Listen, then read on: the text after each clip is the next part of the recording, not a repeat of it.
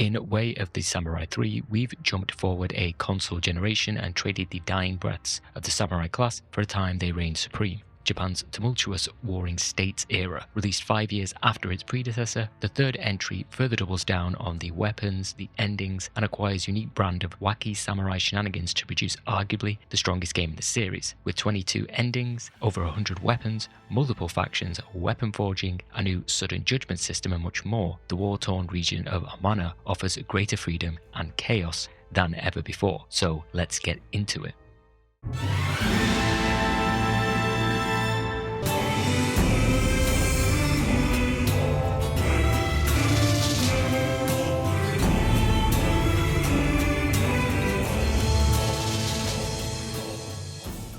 Way of the Samurai 3 marked the series' jump to the 7th gen consoles, PS3, Xbox 360 and Wii, I guess. It was also Acquire's first game developed exclusively for that generation. Prior to its release, the company had mainly focused on PlayStation portable titles, a spin-off to the stealth series of Shinobido, the puzzler What Did I Do to Deserve This My Lord, and the role-playing dungeon crawler Class of Heroes. The last true PS2 title for Acquire was Kamiwaza, a stealth game that focused on thievery instead of ninjas. Between 2005 and 2008, Acquire released 7 titles, all on PSP or PS2.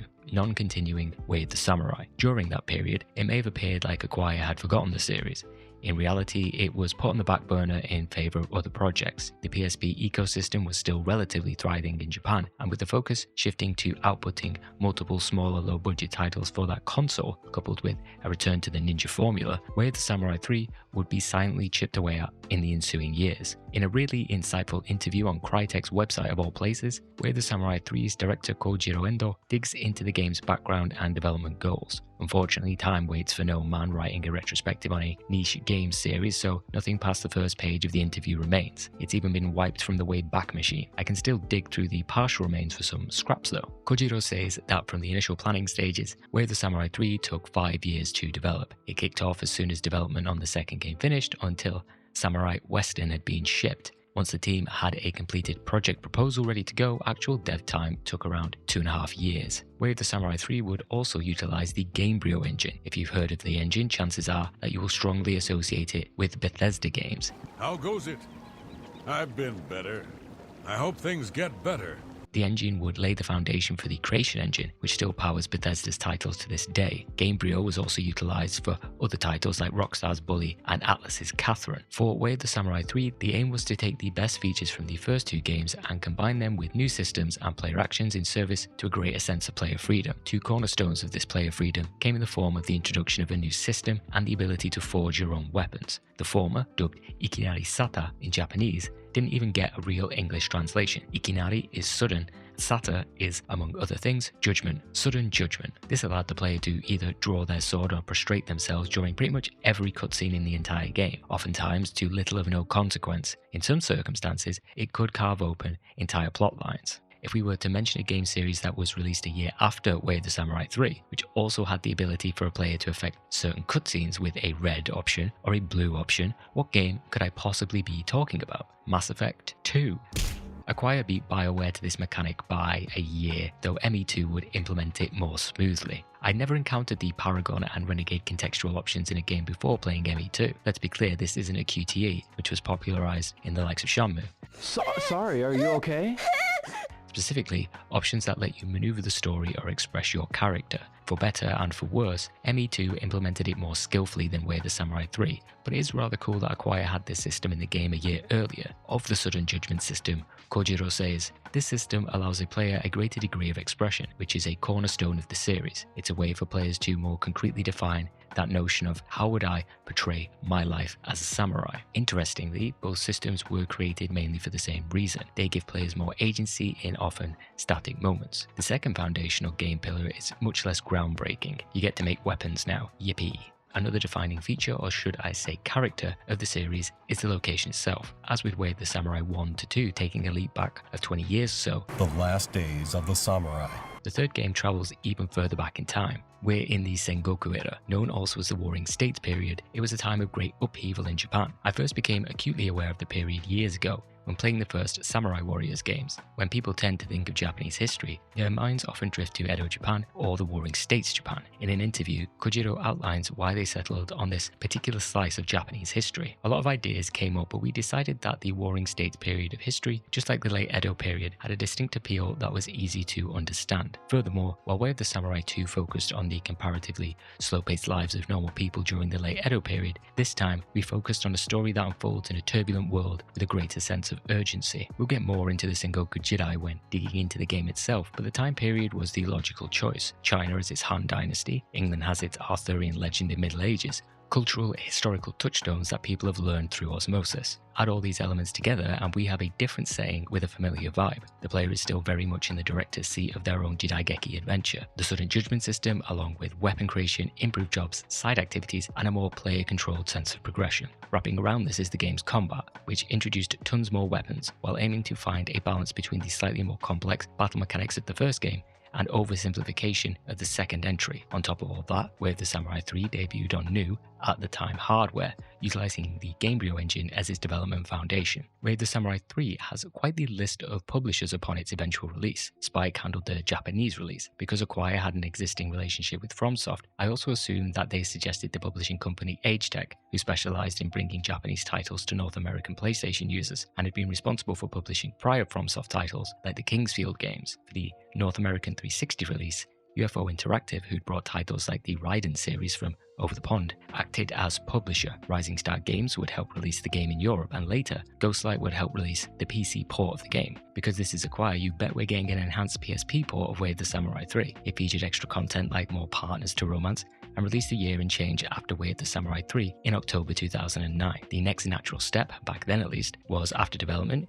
you had your strongest marketing push. During this period, publisher Spike would host a couple of contests where people could submit their commercials for the game. In partnership with Nico Nico Video, think of it as a Japanese YouTube, successful entries would be uploaded to the site for all to see. The winner would receive 500,000 yen, or £2,500, or a little over $3,000. You can find some of the submitted commercials on Spike's YouTube channel. I'll play some snippets of them now.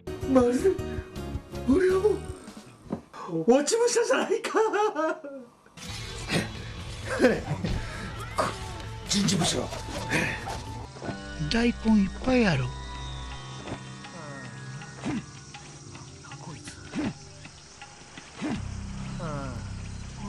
大根あったわおばあちゃん大根あったでサムライドサムライドサムライドサムライド While not an entrant into the competition, I still felt compelled to showcase this individual's video, as it truly has to be seen to be believed.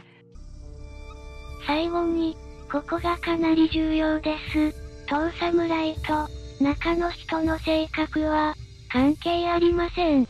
That is what you're in store for in Way of the Samurai 3. Around the time of release, there were also standard advertisements for the game, showcasing its sudden judgment mechanic, featuring popular comedian Aiko Kano.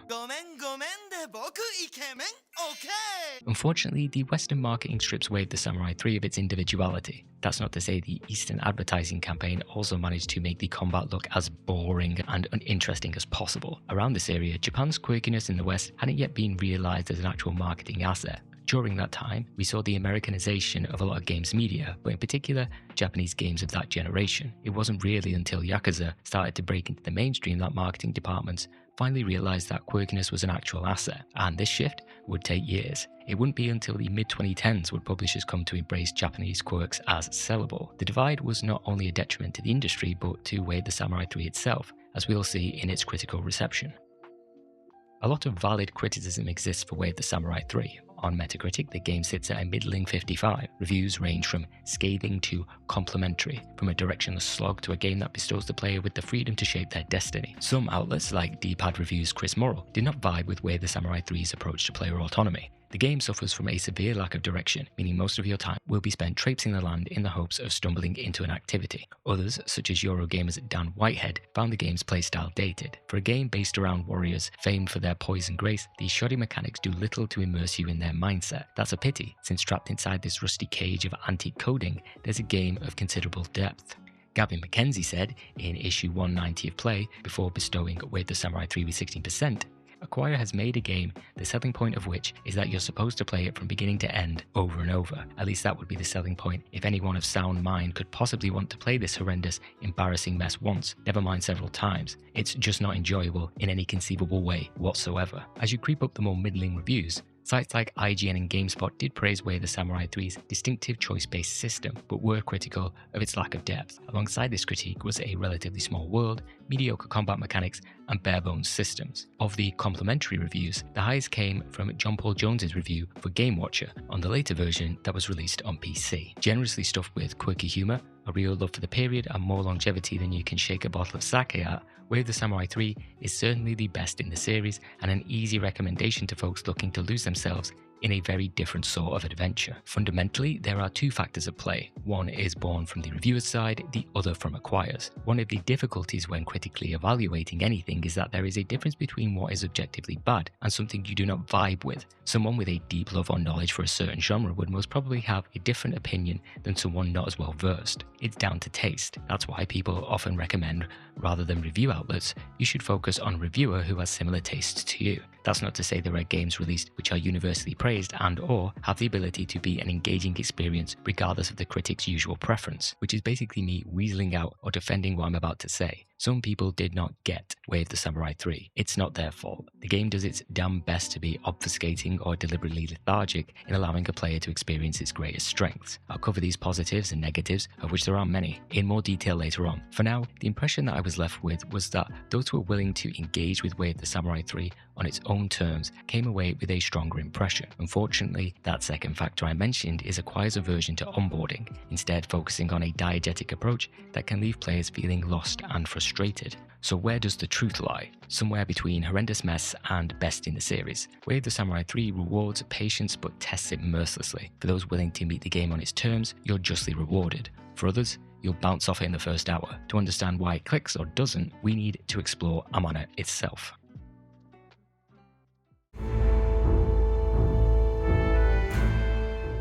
Way of the Samurai 3 transports us to Japan's Warring State period. In an age rife with battle, our samurai finds themselves wounded, stumbling across yet another battlefield in the region of Amana, masterless. Just a few years prior, the former ruler of the region, the Sakurai clan, were deposed by one of their former vassals, Shuzen Fujimori. Now Shuzen continues to solidify his grasp on the region, contending with a band of outlaws that has attracted the scattered remnants of the Sakurai clan, who want nothing more than to overthrow Shuzen. Stuck in the middle are the common folk of Takatani village. Way of the Samurai 3 once again asks the question, who will you fight for and how will you shape the future of Amana before Nobunaga's armies come calling? Fans of the series will find mechanics and conventions from previous installments polished and sharpened, within a world that offers more weapons, fighting styles, decisions, and distractions than ever before. Unfortunately, Way of the Samurai 3 also inherits a number of its flaws that were not all left behind in the transition to the 7th generation of consoles. In this video, we'll not only be exploring how the series fared in its third outing, but all 22 possible endings, God help us. Compared to Way of the Samurai 1 and 2, reaching certain endings is a lot more freeform and twisting. My retrospective isn't a guide, but for the purpose of providing context to scenarios, I'll use one complete playthrough for each faction within Way of the Samurai 3 to serve as a lens to focus how certain plot lines come to fruition, such as, will the deposed Sakurai clan be able to reclaim their lordship or will they toss the role aside? Will Shuzen be able to retain power in Amana and become powerful enough to defeat the mighty Nobunaga, or will he be betrayed from within his own house? Can a ragtag bunch of upstart bandits fulfill their debauched wishes? What about the villagers? Him, her, that guy. What's going on there? And naturally, what happens if we go mad and turn grandma into sashimi? All these questions and more will be answered as we start our journey with Way of the Samurai 3 by exploring if the Sakurai tree will ever bloom again. Way of the Samurai 1 began with our Ronin stepping into Rokotsu Pass during the final desperate breaths of the Samurai Age. Way of the Samurai 2 had a starving Ronin stumbling into the trade town of Amahara amidst the tightening grip of the shogunate. In the third installment, set during the tumultuous Sengoku Jidai, war has spread across the entirety of Japan. In our little slice of Nippon, Amana, we find our injured samurai limping across a fresh battlefield. Amidst the downpour and corpses, a couple of scavengers approach your character. Before even the first dialogue box appears, you can choose an Ikinari Sata, sudden judgment action. Draw your blade, scare them off, or hear what they have to say. In reality, you have two choices. Have them leave you alone or faint and find yourself in the village of Takatane. Though we won't know it yet, it's in becoming acquainted with the townsfolk of Takatane that we can gradually find ourselves entangled in the Sakurai clan's narrative. Like in the second game, the tutorial system is tied to being a decent samurai. Examining this clan first also affords the best introduction to Way of the Samurai 3 systems, mechanics, and characters. Collapsing, your character will awake in a hut, fully recovered. You'll find the one responsible for your administration outside, Old Man Munichika. A little gruff, he warns you not to go around causing trouble in the village. Now you're free to explore. If you scared off the scavengers from earlier, you can start exploring Amana even sooner. But we'll play nice with Munichika for now and see what the little village has to offer.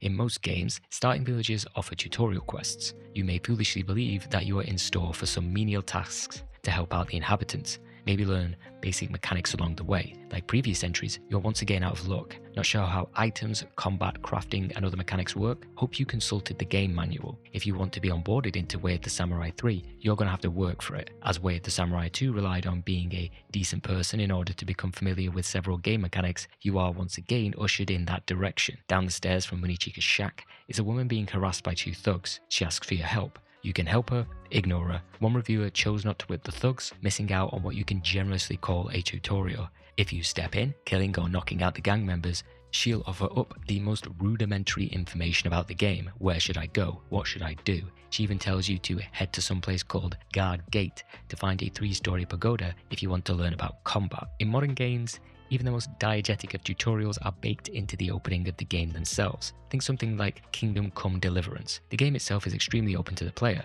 but only after you've been armed with the most basic information. Jesus Christ be praised. There are some parallels to Way of the Samurai 3, in that to truly start to understand combat, you must travel to a specific place. Here, it's the pagoda. In Kingdom Come, it was the castle. In both instances, players can very easily go dozens of hours without fully grasping the intricacies of combat. Granted, you'll have an easier time in Way of the Samurai 3, but it can become a real impediment to enjoying combat. To truly enjoy an activity, it helps if you have a firm grasp on it. It's little design decisions here and there that continue to pile up during your playtime that can quickly turn players away from truly getting on board with Way of the Samurai 3. Whether you kick, stab, or slap thugs, or do nothing at all, let's have a quick whip around the town. Returning players will find a number of familiar features. Your shack, where you can pass the time, is now thankfully marked on the minimap. There's a shop where you can buy healing items and cosmetics. The job broker makes a return too. You can take on various tasks from the village elder, as well as other factions around Amana to line your pockets and build relationships. Hidden away in a cave is a familiar face, Dojima the blacksmith. We met another of the first game's predecessors in the second game, but we're getting into the roots of the family tree now with both Takatane Dojima the younger and Dojima the elder, who plies his trade in Amana's Omiki town. A new introduction to this series is the old Biwa players. You'll find them around each location. By speaking to them, you can save your game, kill them all, and, well, then you'll have no way to save, so keep that in mind. You can even engage in some brief conversations with NPCs wandering about the village. They keep to their own little schedules, toiling in a field, looking after children, running from a dual-wielding maniac who's out for blood. There's no Skyrim level of NPC schedules, but as time passes from morning to afternoon to night, NPCs move across town, and if they die, they're gone forever. As this is a game, and a kind of roguelike one at that, all NPCs are not born equal. Some have ascended to the heights of plot-relevant NPCs. We already met one, Munichika, but taking a stroll through Takatane village will allow us to cross paths with the young girl Ose, and more importantly, a young boy. You can find the kid practicing his sword swings by the Kakashi, Scarecrow. In speaking to him, he's not the biggest fan of samurai. His sister's scared of them. The kid even takes a swing at you with his stick, which is actually an in-game weapon. Though we try to calm him down, it's the young girl who manages to persuade Kota, her brother, to sheathe his stick. Ose begs us to leave the village before something bad happens. Kota slaps his ass before running off. The coward. Ose's request, paired with Munichika's warning about samurai, paints the picture that Takatane doesn't have the best relationship with their new daimyo. Maybe we should check out what else Amana has to offer and let things cool down for a while. Once you open up the map, a total of 8 destinations await you. 9 technically if you feel like leaving Amana. We'll dig into them further as we naturally visit them, but for now, here's a quick overview. Takatane village is where we awoke after collapsing in Kuchigahara, a site which was home to the recent battle. Crows love to steal an old lady's underwear here, so beware. Omiki town's a popular trading hub.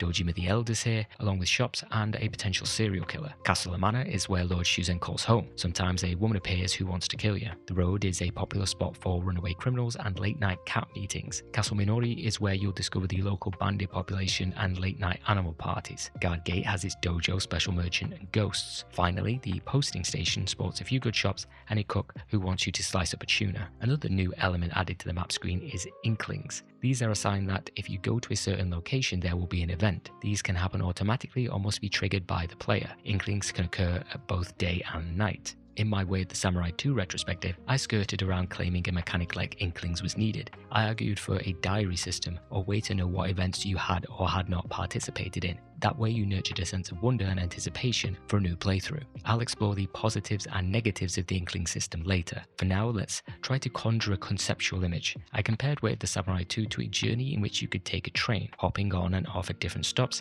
and changing tracks in order to arrive at a singular destination. Way of the Samurai 3's ending system is better thought of as casting a vote. The Inklings you engage with may cast a vote with one or multiple factions. Instances in which you speak to a character, build rapport with a community, can also see specific endings earn a vote. A few caveats exist, but that's a good enough overview until we delve into more specific circumstances around some trickier resolutions. On our current path, we've already gained one of those votes with Kota and Ose by speaking with the kid. To gain our next one, we're gonna need to pick up the sword again. Where would an honorable samurai like us go? We're not much of a bandit. We used to be a samurai, right? Through the grapevine, we've heard that Lord Shuzen is looking for new recruits at Amana Castle. Might as well take a look. Arriving at Amana Castle, a player will only be allowed inside the area proper if you're affiliated with Shuzen's forces. If not, the gates remain closed and no amount of whacking them with your sword will crack them open. By speaking to the recruiter, you can participate in a little battle royale. You must face off with other recruits to be the last samurai standing. A motley crew of characters await. Traditional samurai, ronin, your average farmer turned warrior, and one of the many gang members who have their undergarments so tightly wedged into their groin it had put an 80s bikini model to shame. Every time these guys squat, I fear their fundoshi loincloths are going to rip them in two from the taint upwards. A man addresses the crowd, saying he will judge our skills. To prove you are the ultimate warrior, all opponents must be defeated within a time limit, around 1 minute. Depending on your familiarity with combat mechanics, this can be a challenge or mere child's play. If you've yet to visit the dojo, thus have not had an environment to practice swinging your sword, the chaos may have you floundering. This could well be your first proper combat encounter. The footage you're seeing now is specifically from my first playthrough. I'd not delved into combat mechanics. I was very much an amateur. I attempted to tackle this battle like any other encounter from Way of the Samurai 2. You have a light and a heavy attack, can block, grab an opponent, push them off balance and follow up with a counter. I was admittedly woefully ignorant. I was ignoring an important yet returning mechanic, the one-hit kill system. It returns from the second installment but in a slightly different fashion. Along with that, as you may also see, I'm being way too passive, again, treating it like the second game. As is becoming a trend, we'll dig more into that later, but just compare that scene with a later example. The difference is night and day. The whole affair is over in 10 seconds. If you fail, then it's sayonara, come back tomorrow and try again. Upon successfully passing the test, the judge welcomes you to the Fujimori clan. You get a couple of hundred yen as spending money and have near total free reign of the castle. Unfortunately, there's not a whole lot you can do. The third floor of the castle, Shuzen's quarters, is strictly off limits. There's a job broker who'll reward you with yen and Fujimori clan good boy points. You can say hello to the samurai you met before, Shinosuke. Maybe run into Lord Shuzen's right hand and ninja, General Kirie. He's not your biggest fan. You may even catch a glimpse of Araragi, Lord Shuzen's mistress. For now, aligning ourselves with Shuzen isn't quite reaping any benefits. Let's see if the grass is greener with the bandits over at Castle Minori. If we end up playing both sides, it'll be useful to know what we're in for. Compared to Castle Amana, the Oka clan's hideout is decidedly more ramshackle.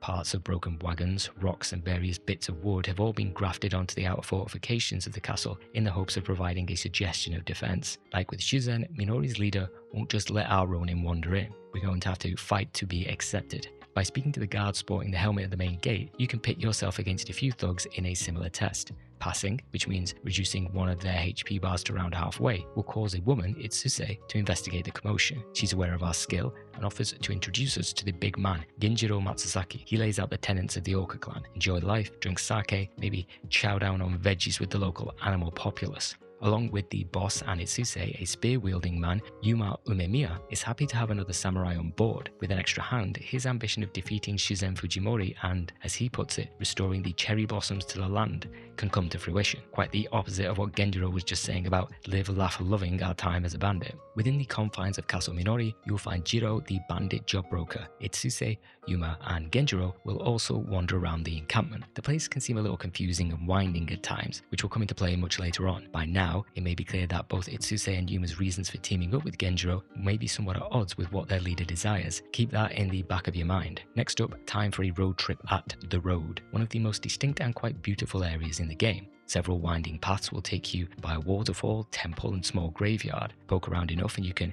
help an old lady ring a bell for her dead lover, gatecrash a cat meeting, even yank a sword out of a tree. Wandering around will also see you cross paths with a strange man, Setsuen. He's pretty cryptic in his response to the player, possibly alluding to the many paths open to us in the game. If you fancy some more portentous dialogue, you can swing back to Castle Minori and chat with Yuma. He'll claim that the Orca clan plan to strike soon. Given that a follow-up chat reveals he was and is still part of the Sakurai clan, Castle Amana may well be under siege in the near future. Probing him further also reveals that Yuma has a brother and father. We've already met them, Munichika and Shinosuke respectively, who were once loyal vassals to the Sakurai clan. Yuma finds their cowardice and treachery unforgivable. His father's retreat into leading some backwater village is one thing, but Shinosuke's sudden heel turn to side with Lord Shuzen is an act he can't ignore. If Yuma sees him again, he intends to take his life.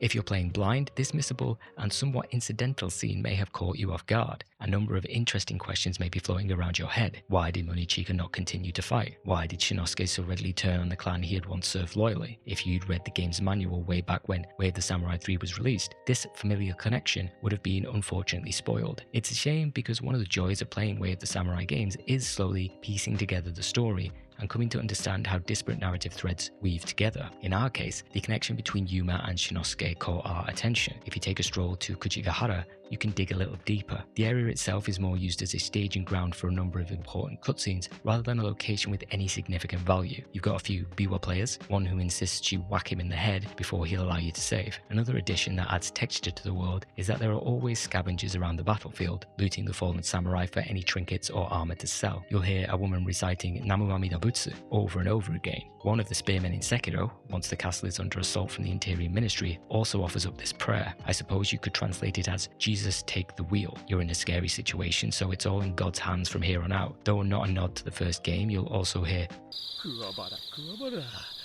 Inokashira said this in the first game, and it has the same kind of vibe. By far the most hilarious aspect of Kujigahara is that bodies of all the fallen warriors are loaded into the map each time you visit. Upon your character spawning in, the corpses immediately ragdoll. Depending on the entrance you arrive from, you can often catch them mid-collapse. It's always accompanied by this loud thud of several dozen bodies hitting the dirt like someone just spawned in a bunch of items from a console command.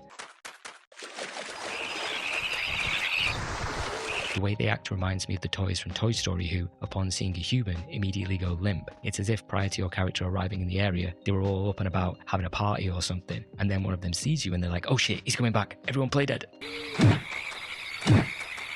Beyond the battlefield and around a winding pathway up above, you can run into Shinosuke and Yuma. The colour coding of the characters, red for Yuma's more fiery persona and blue for Shinosuke's calmer demeanour, reminds me of Mugen and Jin from Samurai Champloo. While I don't think it's a nod to the series, Yuma also does scream Tenchu, divine punishment, as he rushes towards his brother.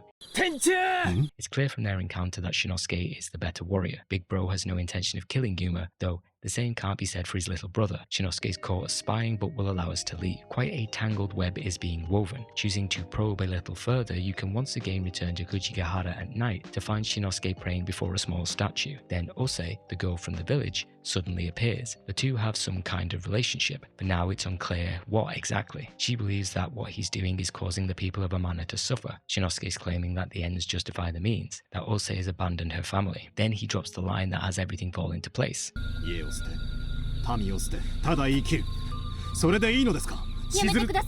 Your Highness, given these circumstances, we can assume that Ose is the heir to the Sakurai clan that has now gone into hiding within Takatane village. Under Munichika's care, she and Kota now pass themselves off as simple villagers in the hopes of avoiding the gaze of Shuzen and his lackeys. How well and how long a plan like that can last is unknown to say the least. Taking a step back, we've got Shinosuke, the supposed traitorous former vassal of the Sakurai clan now working for Lord Shuzen, Yuma, who joined the Bandits, and Genjiro in the hopes of overthrowing Shuzen to rebuild his clan. Ose and Munichika, the latter an heir to the Sakurai clan, who's now being protected by a former high-ranking vassal, who is diametrically opposed to one son's banditry and the other's fealty to Shuzen. With an assault being threatened upon Castle Amana in the coming days, events will soon come to a head. The question is, what part will our samurai play in them? The Oka clan doesn't seem like the good guys, even though some of their members' intentions may be purer than others. From what we've heard, Shuzen oppressing the people isn't great. Let's see what Shinosuke has to say for himself. You can find the man back at Kuchigahara, standing by a lone stone statue. He'll reminisce about a sakura tree that once bloomed here. From this you can infer he's thinking about the Sakurai clan, to which he feels he said a little too much before leaving. As we've slowly been hedging our bets with Shinosuke,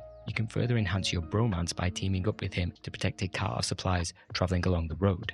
Sure enough, it's soon set upon by Oka thugs and you're forced into a fight. The incident follows a battle formula that a player will become all too familiar with, peons and a mini-boss. In these situations there are fodder enemies that are best one-hit killed, along with a stronger opponent, indicated by a purple health bar. The measure of success in these encounters flip-flops between defeating a set number of enemies and surviving a set amount of time. Allies are useless in these encounters. The scrubs will often die before a minute has passed, while named characters can, for the most part, hold their own. Surviving this encounter brings to light a question. How did the Oka clan know about the supplies? A mole. You all scram before backup arrives, scoring relationship points with Shinosuke for doing so. By now, our trajectory along some kind of Sakurai clan allied path is slowly becoming clearer. With that in mind, we can check back in at Takatane village. You can catch up with Kota, tell him he's pretty good at swinging a stick, which will prompt you to become his new bestie. In turn, Kota will share a secret, a special weapon that he's been keeping, a dagger with a Sakura crest. What Shinosuke said to Ose at Kuchigahara could be dismissed as hearsay, but a physical object emblazoned with the Sakurai housemark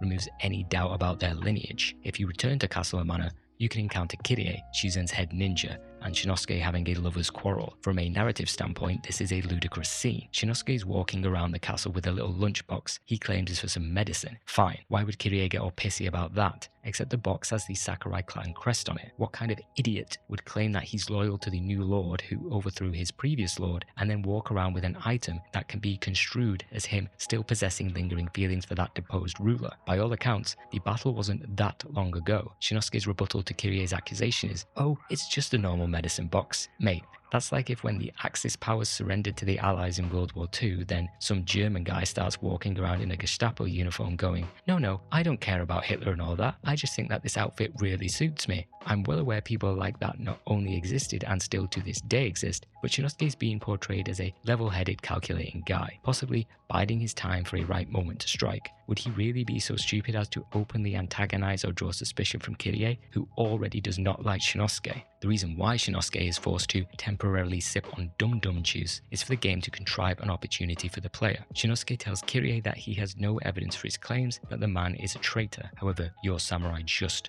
saw some proof. The dagger. If you've seen it, then you can opt to tell Kirie. If you didn't, then no choice is given. Though I feel like punishing Shinosuke for his hubris, we'll let it slide and give him a pass. The samurai is obviously shocked by this, but his next line is a victim of poor translation, making the scene kind of awkward. In English, it's as if Shinosuke doesn't quite remember us. お主、まさか。いや、なんでもない。 Strange, given we've just chatted to him multiple times. In Japanese, it's more along the lines of, oh, you couldn't possibly. No, never mind. Shinosuke's like, oh, you just stood up for me. Could it be possible that you're sympathetic to my cause because you figured out my true intentions? Instead, we get this exchange of, have I seen you somewhere before? Oh, totally slipped my mind. Whatever.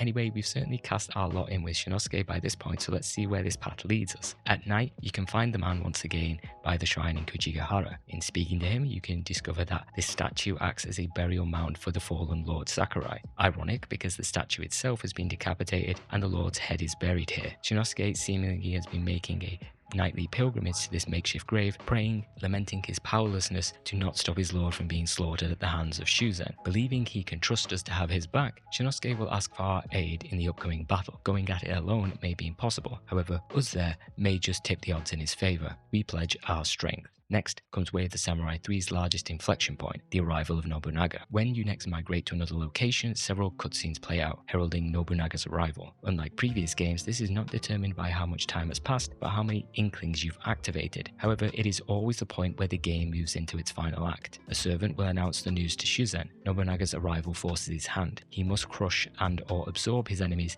to have any hope of staving off the warlord's advance. Along with Tokugawa Ieyasu and Takeda Shingen, Oda Nobunaga is one of the most famous warlords associated with the Sengoku Jidai. He's appeared in innumerable TV programs, films, and video games. In particular, I first became familiar with the name through both the Samurai Warriors and Devil Kings games. Both are Musu games, one man versus an army. Nobunaga is a great character in those games from a mechanical standpoint. From a historical standpoint, it was at this time that Nobunaga was enacting his plan to unify Japan, considering that he dissolved the Ashikaga shogunate in 1573, which the Sakurai clan was once a part of, and has solidified his power by conquering most of Honshu by 1580. We can speculate that it's between this time frame where the Samurai 3 takes place. Now the brief history lesson is over, we can check in with Ose and Munichika in Takatani village. The princess says that Castle Minori is currently being besieged by Shuzen's forces. Despite being home to the scattered remnants of the Sakurai clan, Munichika's not in a hurry to lend them any aid, as if he could anyway. He feels it's retribution for joining forces with a bunch of moralless thugs. The fact that his own son is currently trapped there isn't a motivator either. It's only when Ose scolds him for sitting by and doing nothing that he considered his pacifist approach may be misguided. Well, we all know what that means. Guess it's up to us. Down at Castle Minori, Shuzen and the Oka forces are locked in battle. You're free to join the melee or head straight to your destination, the Inner Keep. From a pure gameplay perspective, aside from maybe hunting for items and swords, there's no real incentive to waste your time with the scrubs in Way of the Samurai 3's big battle scenarios. Coming from the other games, you may be under the impression that there are a finite number of opponents you must hack to pieces in order to progress. Nope, unless there is a specific order to dispose of certain units, the objective is to reach a specific destination. These big battles, of which there are several during the various routes, feels like a response to what we can generously call small-scale final conflicts in previous entries.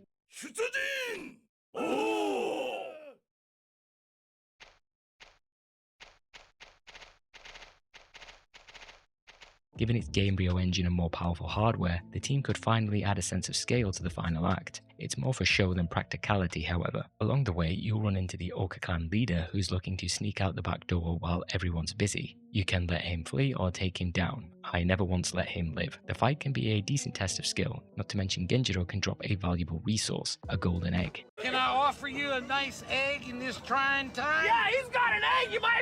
Whether Genjiro is slain or skedaddles, your true destination is to rendezvous with Shinosuke by the main keep. The samurai entrusts us with his Sakurai bento box and Yuma's future. Shinosuke can't bring himself to do it. Whether Yuma lives or dies is our decision to make. Cowardice or loyalty, we're left to choose. You bust in to find Yuma and the Oka thugs holed up in a room. Time's running out. Yuma wants to go out in a blaze of glory. Fleeing is for cowards like Genjiro. He's determined to go down fighting. Our words have no effect, but our blade, that might just work. At first glance, if you're not familiar with combat, it seems like Yuma's got a one-way ticket to the afterlife. However, a new addition to the series is the ability to literally flip your blade edge around, blunting your strikes. We may be able to beat some sense into Yuma after all. Our efforts are rewarded. Yuma surrenders. Our samurai hands over the box, a sign of the man's oath to rebuild the Sakurai clan and of the bonds he shares with his brother. Seeing sense, Yuma, us, and the remaining Oka clan stragglers will attempt to flee the castle. There's certainly a more convoluted way to do this. Head through a building, drop down and flee. The far more effective way is to simply hop over the space between a watchtower and make a break for it. But as you return to Takatani village, words of Ose being the heir to the Sakurai clan has already reached Shuzen's ears. Kirie and his men surround Munichika's home and demand the heir show themselves. What are you supposed to do? If an heir doesn't show themselves, Shuzen's forces will raise the village and murder everyone. Do we damn a young girl to death? Take the dagger ourselves. Is it fair to burden Ose with a destiny she doesn't want to accept that will only lead to a very short life? We decide to take the dagger ourselves and face Kirie. He's all too happy to surround our samurai and cart us off. A grey sky hangs over our execution day. Shuzen, Kirie and Shinosuke watch on, backed by a retinue of soldiers. Shuzen asks us if we have any last words. We tell him to get on with it. We've already chosen to take the secret of the Sakurai clan to our grave. One life for that of a village seems like a fair trade. Yori! Ha! Ha!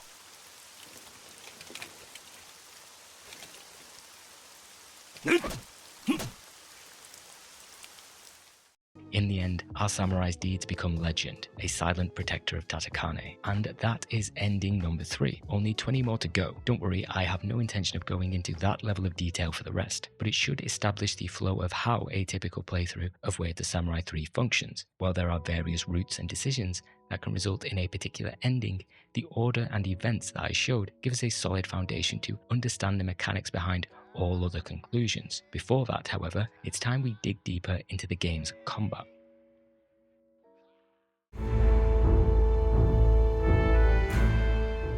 Combat in Way of the Samurai 3 does not do itself any favours. Game starts, you're thrown a katana, good luck. Off you go to get stabbed. If you want to travel the path of Bushido, search it out yourself. Let me outline what the 3 biggest impediments to enjoying Way of the Samurai 3's combat are. Poor tutorialization, hard mode is where combat displays its full potential, and familiarity with the previous game's combat mechanics is an impediment. To the first point, in Way of the Samurai 1 you could engage with a tutorial before starting your adventure. In the second game you could visit the dojo for a bare bones explanation. In the third installment, a shaky middle ground exists, the 3-story pagoda inhabited by Sensei and her disciples. The issue with Sensei is that the tutorial does not behave like one might imagine. Usually a tutorial is a safe space to fail, to be proactive until you get it down. If you're lucky, you'll leave this place with a beating. If you're unlucky, the pagoda will become your grave. After reading about combat mechanics, you then need to prove yourself against a flawless Sensei, kind of like Yuffie's pagoda trial in FF7. However, the lesson is over once you've lost about 3/4 of your health. You then have to replenish your HP before being allowed another chance. I appreciate the realism, but it's an extremely unconducive way to teach a player about the game's mechanics in what they foolishly thought might be a safe space. While in the dojo,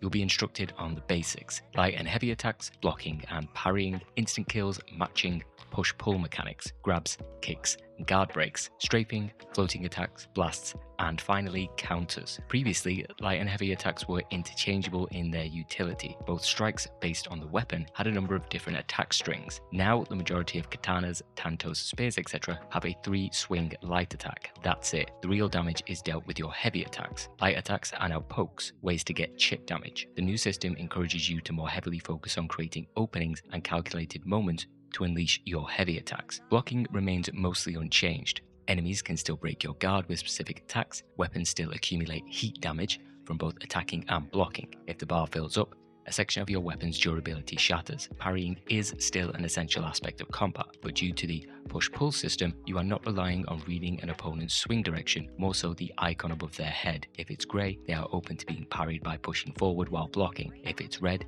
you pull back. Likewise, when you're swinging and either pushing or pulling your swing, you can be parried. For example, if you attack and are holding forwards while an opponent's icon is blue, they can put you off guard. The ability to one-shot an opponent also returns. Previously, you pushed a corresponding direction from where the attack arrived in order to throw an opponent off guard and instantly kill them. Way of the Samurai 3 tells you to time a block just before a blade connects with your guard, but you're better off just spamming the button to open up a counter opportunity. On normal scrubs, a mini-game of sorts starts. Phase button prompts flash on screen from different directions. You hit the correct button to keep the killing spree going. This turns encounters with low-tier enemies into a QTE. In my case, because I was using a PlayStation controller, there was always an extra layer of mental translation where I had to interpret the Xbox buttons. There's even an achievement for racking up 100 consecutive kills. I like this system, it's fun. What I would have preferred was that if this consecutive insta-kill minigame was a reward, you must defeat enemies to fill up a bar, then you can activate the mode. The mechanic would have added value to traditionally fighting small fry, culminating in being able to decimate low-level opponents. For mini-bosses and above enemies, there's no traditional counter like in the second game. Instead, you're more likely to match an opponent's strike. This makes you invulnerable to the attack. Sometimes it'll even add that specific move to your list of match techniques, meaning it will always be dodged. Technically, you can match every single attack in the game, turning you into Neo if you're mad enough to grind them out. Every weapon has a grab attack, which inflicts minimal damage but provides some breathing room. A well-timed kick can disrupt an enemy's strike. A guard breaker is a powerful attack that shatters a guard or causes a good chunk of damage if it connects. Floating attacks can set you up for a juggle combo. Blasts will send an enemy flying backwards. Strafing makes a return, becoming a much more integral part of your arsenal this time around. To both get the most out of combat and become proficient enough to have fun on higher difficulties, you must utilize every tool at your disposal. My biggest hurdle for enjoying duels in Way of the Samurai 3 was that I treated it like the second game. I played passively, attempting to rely on counters, barely strafed, stayed static. That's a big no-no. You've got to bring the fight to your opponent, play aggressively, constantly push them to create an opening. strafe in and out, hit them with a heavy attack as they're forced to close the distance. The second they start attacking, watch for that opportunity to throw them off guard, punish, kick, grab, guard break. Never let them breathe for a second. If you're thrown off guard, caught in a long combo stream, match the move. Bend like bamboo that whips back and slaps them in the face. Once you start playing like that, you can enter a flow state which makes high-level fights feel like a Jidaigeki brawl, swords dancing, reacting on the fly. Compared to its predecessors, it's the best combat's been. It's not even close. The problem? You're only getting that thrill on hard mode. Why? Your enemies fight more proficiently and wield a larger variety of skills. Need a decent weapon, maybe a decent amount of HP, so that there is a solid enough ground to enjoy it. But getting there, if you're playing the way the game wants you to play, it's gonna take time. I'll get into that when we talk about weapons specifically, and I mentioned it when I was talking about Way of the Samurai 2, but without bending the game to your will, it's a slog. There are ways to mitigate this. When I cover them later, I'd suggest you grab every advantage open to you. If a player makes it through to the other side, there is a ton of fun to be had.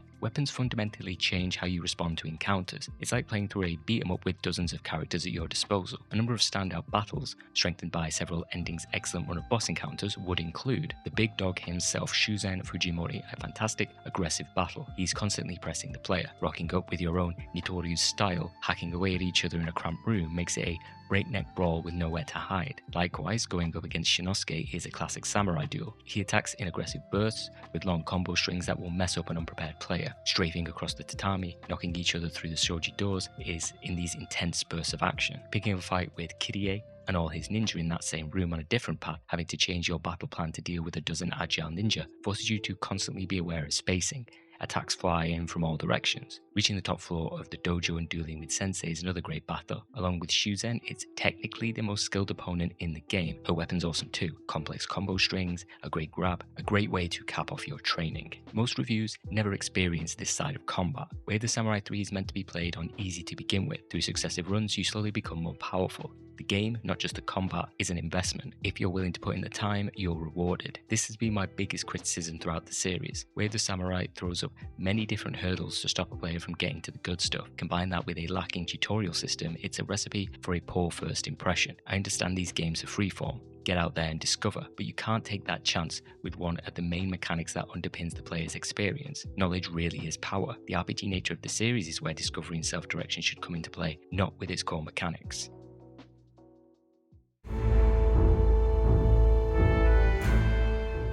Ending number 3, Death of a Samurai, is where our previous playthrough concluded. We threw in our lot with the scattered Sakurai clan, ultimately giving our life so that Osei and the dream of rebuilding the clan could live on. How nice of us. But what other threads of fate can we follow when it comes to Shinosuke, Osei, Yuma, and the Sakurai clan? In Way of the Samurai 3, it's not only the inklings you take that cast votes for an ending, but your relationships with certain factions. You can foster love, hate, or meh, he's alright. In the case of ending number 3, amongst the choices we took, we were on neutral terms with the Sakurai clan in general. A pivotal point in that previous ending is when we chose to masquerade as the heir to the Sakurai clan, not Osei. Let's wind back the clock and approach events in a similar manner. Gain Shinosuke's trust by joining the Amana recruits. Find out about Yuma's past by asking him about his brother and father. Witness all the events at Kujigahara, spanning Yuma, Osei, and Shinosuke. Rescue Yuma from the raid on Castle Minori. Agree to lend Shinosuke our strength. Kirie still finds out about the hidden Sakurai heir living in Takatane. He turns up with his goons, threatens to burn the place down and slaughter the villagers. This time, we're sending Osei out there to face up to her destiny. Shinosuke is against it. Osei is willing to bear the responsibility. She'll take the dagger and confront Shuzen's troops. Instead of our samurai being surrounded and hauled off, it's young Osei this time. Shinosuke feels like he's failed. For a moment, but he's got a plan. Come execution day, Osei is tied to the platform, watched by Shuzen, his forces, and the villagers alike. The rain pours, the guards ready their weapons. A lone voice rises up in protest.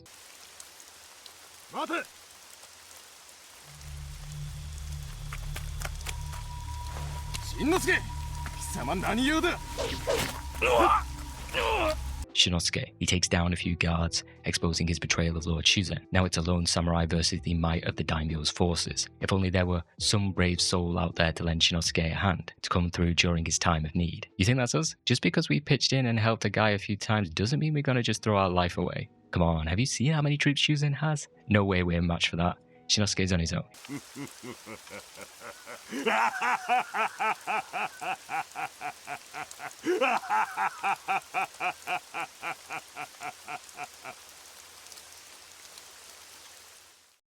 Predictably, he can't hold off the seemingly endless wave of soldiers. In the end, Shinosuke dies protecting Ose, who is also swiftly executed. With the last remaining vestiges of the Sakurai clan defeated, all that stands in Shuzen's way is Nobunaga. Regardless of the victor, ending number 4, end of the Sakurai clan, is where the normal folk will continue to suffer. Okay, so maybe we should have done something. Shinosuke seems like an honourable guy. He's fighting not only to rebuild his clan, but a young girl and the common folk. Surely such an altruistic goal is what true Bushido is all about. I'm feeling inspired, so much so that Shinosuke's display of selflessness has urged me to act. As he's surrounded by Shuzen's troops, you can whip out some sudden judgment to come running into the scene. Shinosuke is fighting with all his might, but unless we do something, he won't survive for much longer. Yeah, it's scary. Yeah, we could technically back out. But no, our bromance is as strong as Nippon steel. We fight to the death if we must.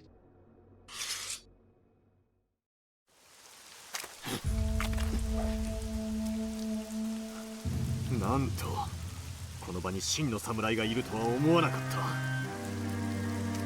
だが今、お主の言葉の真偽を確かめている余裕はない。拙者はしずる様を守るために戦う。お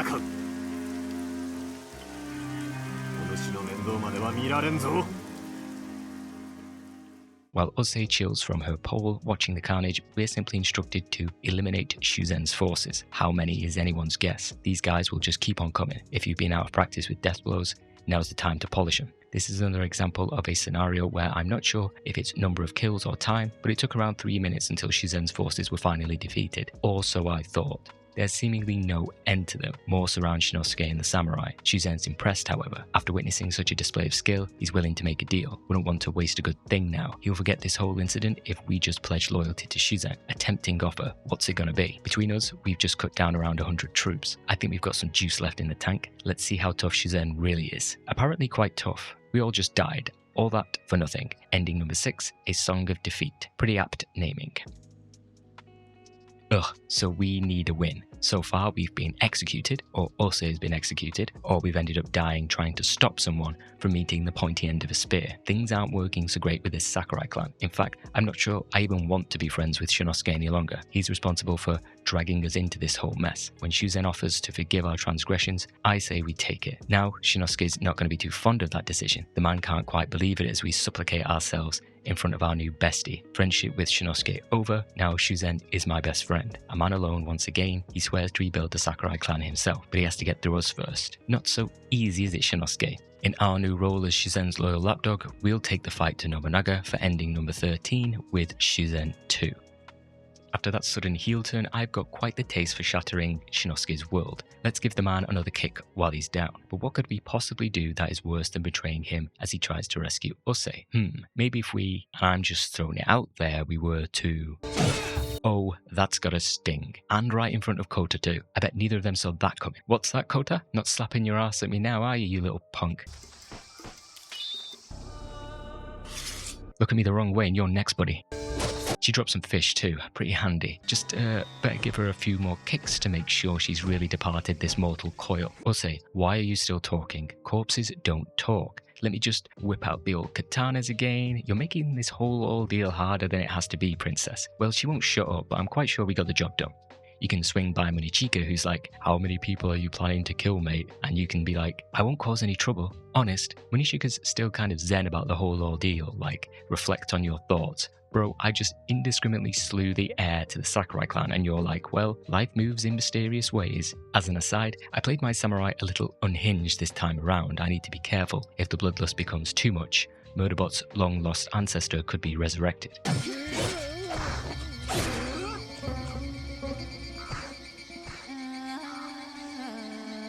As you wander Takatani village, small children will call you a murderer for what you've done. There's also a unique cutscene to be experienced too. Your character is walking along when... Who threw that water pail? Kota, you son of a bitch. How dare you slap your ass in my presence? Outside of Takatani village, I was playing a little too loose with my morals. Basically, drawing my sword during any and every cutscene. It goes from a badass display of player freedom to a comedy bit in the blink of an eye. As every character starts their first line of dialogue, they're interrupted with a scene of drawing blades. Even at the most innocuous lines. It's genius.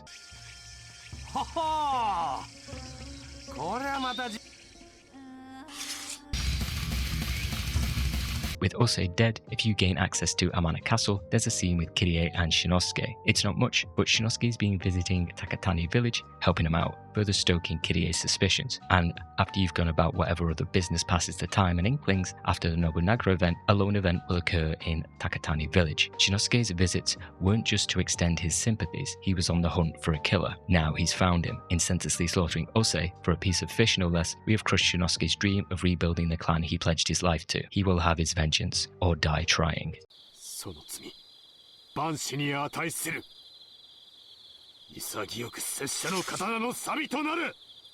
As I mentioned in the combat section, any encounter with Shinosuke, especially on hard difficulty, is an often fun, challenging duel. His combat style and weapons are either a direct influence of Muto from the second game or a straight up expansion of his moveset. The battleground itself is a little awkward. A small open space with stairs on either side does not a good arena make. In the end, there could be only one victor. Shinosuke laments his lot with his final breaths. We silently sheathe our blade and peace out. Shinosuke's dreams, like the Sakurai tree that was the symbol of his clan, have wilted and died. So ends his tale for ending number 7, The Chagrin of Shinosuke. Before continuing with more endings, it's time we get a job.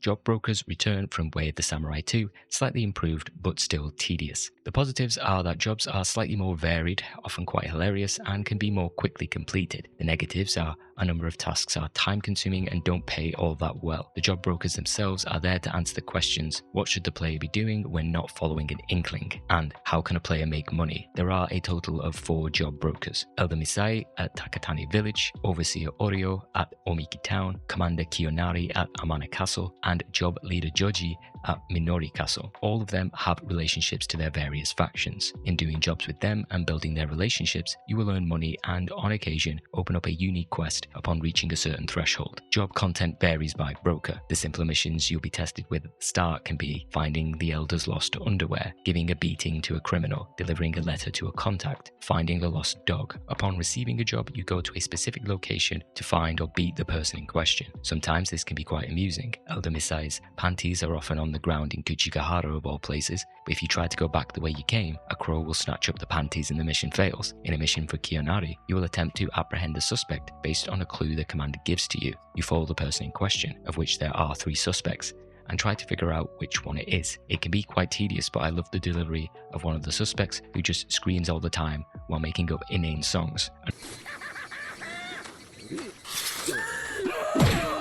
Another mission for Kiyonari has you finding a kidnapped baby returning from the second game. It's quite a moneymaker because you'll be given 1,000 yen to hand over to the kidnappers in exchange for information. Oftentimes you can just beat them to get this information, or on other occasions force half a dozen babies to explode from one NPC's corpse. The most frustrating jobs are ones where you are forced to track down a person who can appear in several locations. In administering a beating to a felon or finding an informant, you often have to take a specific route through an area, checking every hiding place until you find the person. Elder Misai offers an upgraded version of this mission to find 3 missing children, one who will always be in an extremely hard to find location.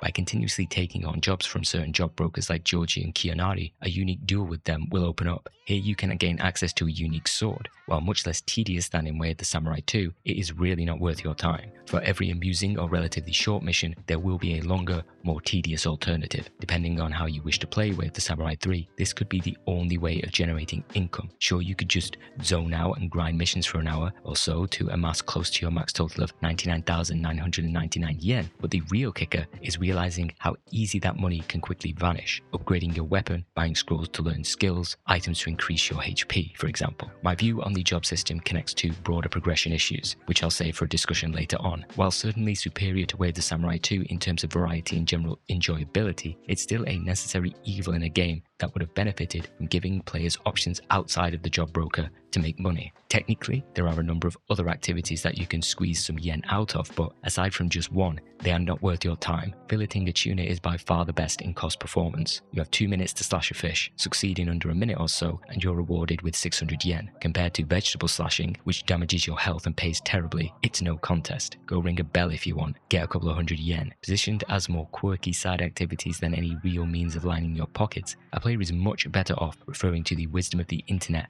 and bending the game's systems in order to get filthy rich.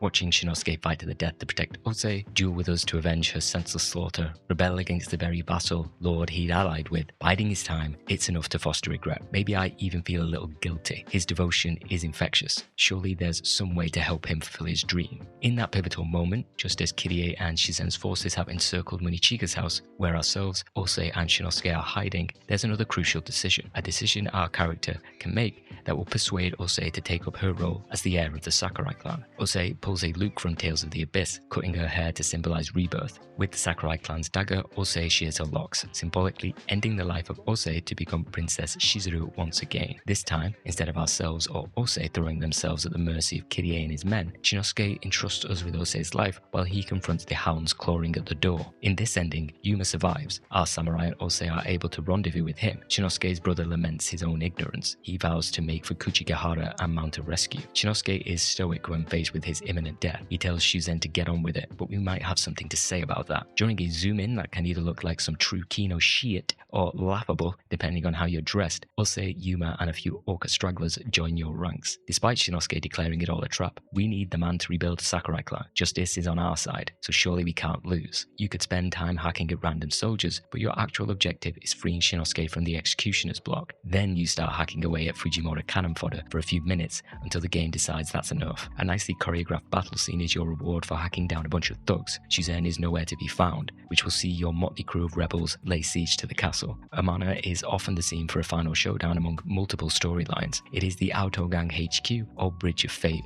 from Way of the Samurai 2 and 1 respectively. Depending on how you tackle the preceding events, you could see yourself thoroughly drained of resources and health, with a number of tough battles standing in your way. While this particular final chapter is one of the game's best, it's not quite at the same level as another path later on. To put it bluntly, if there's an instance in Way of the Samurai 3 where you are showered with enemies, you should be slicing through them like an industrial cake-cutting machine. It's a time and or numbers game. Keep those chained insta-kills going, especially when the basket-headed dudes show up outside the main keep. Just for a comparison, I'll show you 3 playthroughs side by side. One is from my first playthrough, where I hadn't properly learned the game's mechanics. This portion was an extreme slog. Hardly any health, items, weak weapon, complete mess. I blame myself. And the game, 50-50. Next time around, slightly better weapon, prospects improve. I've learned more about the game and its systems, looking good, make it to the other side. But the times after that, fully actualizing myself and becoming the anointed god king of Amana, whirling death itself, I could just breeze through it. It's like one of those 10-hour versus 100-hour videos people make. Needless to say, upon dealing with the scrubs, the next obstacle is Kirie. As I mentioned in the combat section, this is always a great battle. It's chaos. You can't move an inch. Of course, go straight for Kirie if you want, but taking out the ninja brings a lot of joy. They're a rare enemy type compared to the regular troops. In essence, the samurai, Shinosuke, and Yuma are the 3 blades of Sakurai reborn. You 3 will hack your way through any and all opposition that stands between Shuzen and the rebirth of the Sakurai. One point of contention I have with, not this fight specifically, but Kirie, is that on higher difficulties he will spam his grab attack. He had no chance this battle, that's for sure. You can see just how powerful float attacks are. If you bully a character into a corner through a grab, it will allow you to infinitely juggle them to death with extreme ease. Thank God there was no PvP with this game. That'd be the meta. The 3 of you stand before Kirie's corpse. There's a moment or two of contemplative reflection before more guards will burst in. You should grab the ninja's weapon, it's pretty cool. Now it's time to finish this. Yuma and Shinosuke will hold back the flood of Shuzen's loyalists as you rush to confront the daimyo. You find him sipping sake, calmly waiting your arrival. While only a teaser in this scene, the Lord is rather philosophical in any exchange of words or blades in the game. It makes him one of the more compelling characters.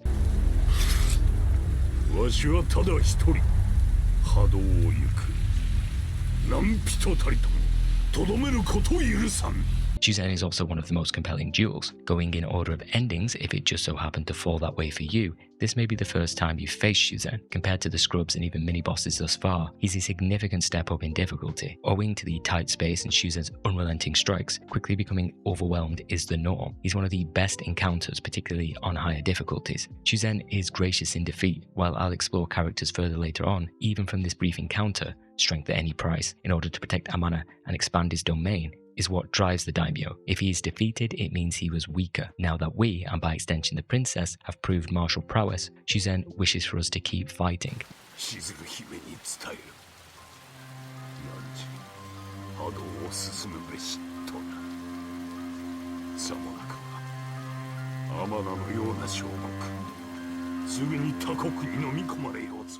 Seeing our victory, Shinosuke drops to his knees. It's finally over. Outside, what remains of Shuzen's forces still attempt to mount a defense. It's only when Shinosuke declares that Shuzen is dead that they finally give up their arms. A short while later, Shinosuke, Yuma, Yu, and the princess gather to discuss what lies ahead. A battle with Nobunaga is inevitable. How that exactly plays out will forever remain a mystery. We're never told. It's a tale for another time for Ending 5, Rebirth of the Sakurai clan. Spoilers, I suppose, but given the historical context, they probably lost. But is rebuilding the Sakurai clan a path that Ose truly wishes to follow? I can't help feeling, in the cutscenes and talking to the young girl, that there may be another future open for her. Let's dispense with the flowery recounting of endings for a moment to just lay out what this is. You convince Ose to leave Amana with you. I find this whole ending creepy. Ose's age is never given. She's called a young woman, but really does not look it. Argue about it being period accurate, but she sure doesn't look at least 17 to me. Your opinion may differ. Depending on the model you choose, this can be anywhere from a young man to an 80-year-old woman who's grooming Ose. At least with Kasumi in Way of the Samurai 2, it was established that she was an independent woman, surviving by her own means. Perhaps I'm taking the whole ending too seriously. I purposely chose the most youthful face available to make this playthrough more palatable. The basic gist of the ending is talking to Ose as much as you can, answering her questions with what she wants to hear. Through this, we learn more about her true desires, to eject the mantle of princess and her duty to the Sakurai clan. Ose wants to live a normal life. She wants to experience the life of a regular girl, festivals and dresses, and not living in a world on the brink of bloody conflict. If she stays in Amana, however, her destiny will always be attempting to rip her away from that, Shinosuke and Shuzen being the main culprits. Balancing when you take inklings and when a particular avenue of dialogue has been exhausted enough to progress is the trickier part. At one point, Ose will move to the field overlooking Kota. That's the signal that you've spoken to her enough in order to put the girl on the path to this particular ending. After the Nobunaga event, upon returning to Takatani village, Ose will be doing a rather poor job of ploughing a field. Put your back into it, Ose, for God's sake. This is her happiest moment, building something with her own hands. でも今はこうやって畑を耕し明日への希望を育てることができる。私、今とても幸せです。 Then your character tenderly grabs the handle of the plow and says the words every teen girl wishes to hear. Together, we could plow twice as much. God, it's like a season of Bridgerton or a romantasy novel, right before he turns into a vampire or a werewolf and then adds her to his harem. The two stare longingly into each other's eyes, perhaps ready to steal a... For fuck's sake, Kota, cock-blocked. Post-Castle Minori assault, when returning to Takatani village, Ose rushes up to you. She begs to be taken away. As heir to the Sakurai clan, Shuzen is hunting her. She'll only put the village in danger. You agree to help. The two head to guard gate, but someone is standing in your way.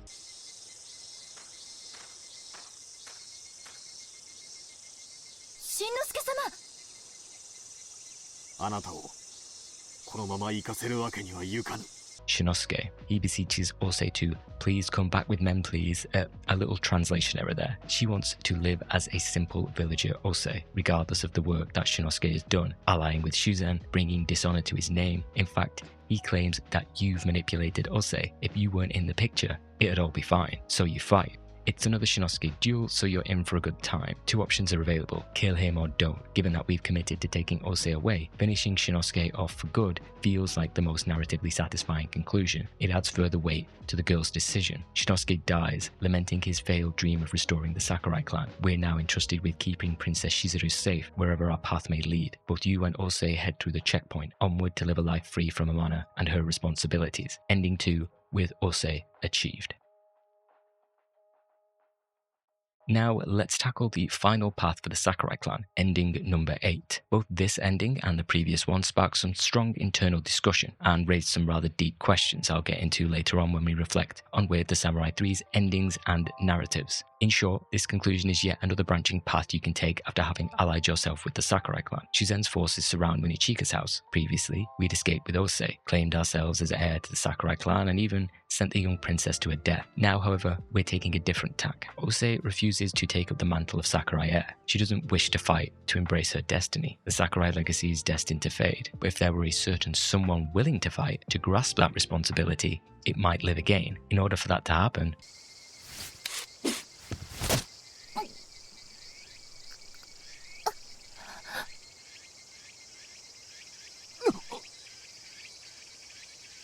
Osei's gotta go. You stab the girl and take the dagger yourself. Rather than immediately trying to kill you, Shinosuke will allow you to masquerade as the inheritor of the Sakurai clan. The two of you confront Kirie and Shuzen's forces. You both cut down countless foes, including the head ninja himself. Shinosuke pledges his loyalty to you. He swears to take the fight to Shuzen himself, dethroning the man or carving a path to hell if unsuccessful. Whether the two of you succeed or fail is never revealed. Let's face it, you probably died. It is through experiencing this ending that a revelation clicked into place, forcing me to reevaluate Way of the Samurai 3's narrative thus far, in particular Shinosuke's role in it. Before that, however, let's look at some weapons.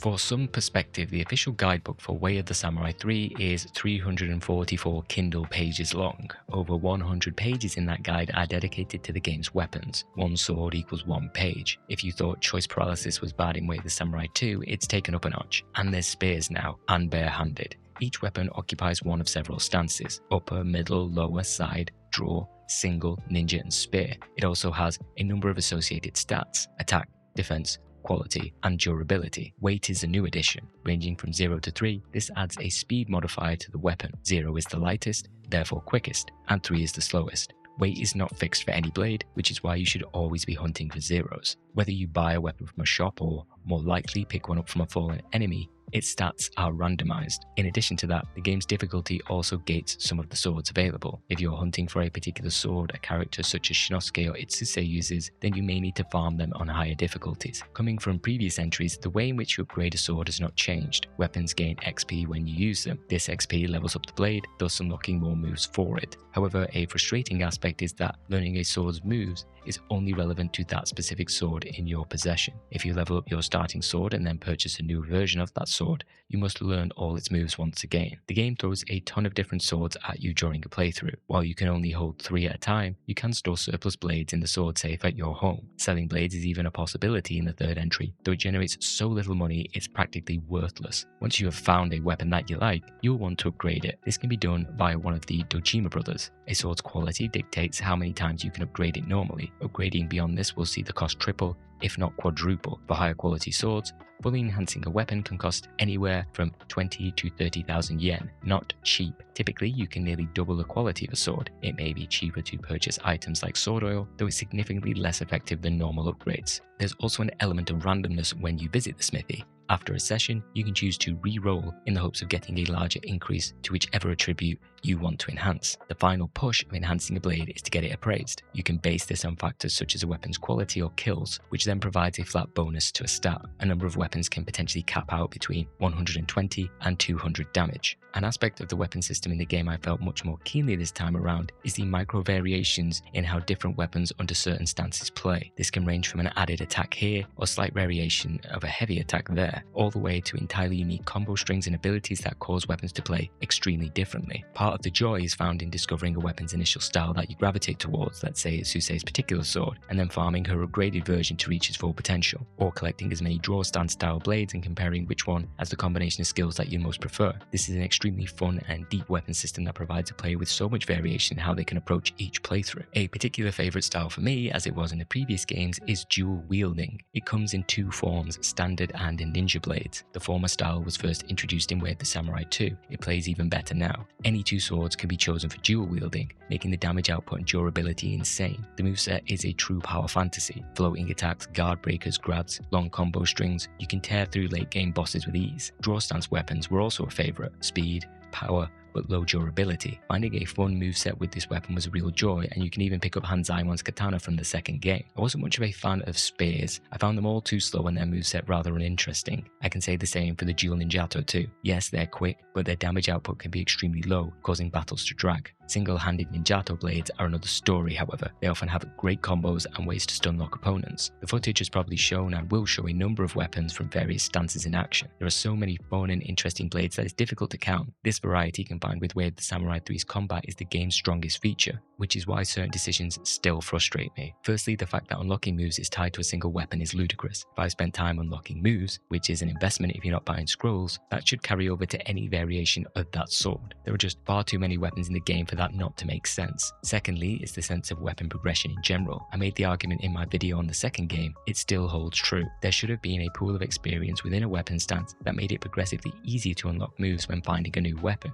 The issue in the previous game where, in order to assess a weapon's true value, you must invest a certain amount of time, directly hinders the freedom with which you can experiment. By not embracing a roguelike or experience stacking approach, the issues from the second game have only worsened. It is a chore to get to the good stuff. Another issue is weapon creation. On the surface, it's an excellent idea. You collect parts, create your own style of weapon, and choose your very own moveset for it. Sounds awesome, right? Wrong. Each part has associated stats: attack, defense, durability, etc. But more importantly is a skill point allotment. When you have chosen each part of the weapon and then forge it, you receive a skill point total. These skill points are a currency to purchase moves for that weapon. Some techniques are cheaper, some more expensive. Even with the best parts in the game, it is very unlikely you will be able to choose all the moves you desire. Oh, but what if you make a weapon too OP, I hear you cry. So what? Currently, weapon crafting feels like an endgame activity. Why? The best parts are scattered around difficulties. In addition to that, come the game's beginning, the move pool you can choose from will be limited. This deterred me from weapon creation until several runs deep with quality parts. The skill points were used to purchase techniques that you didn't have access to.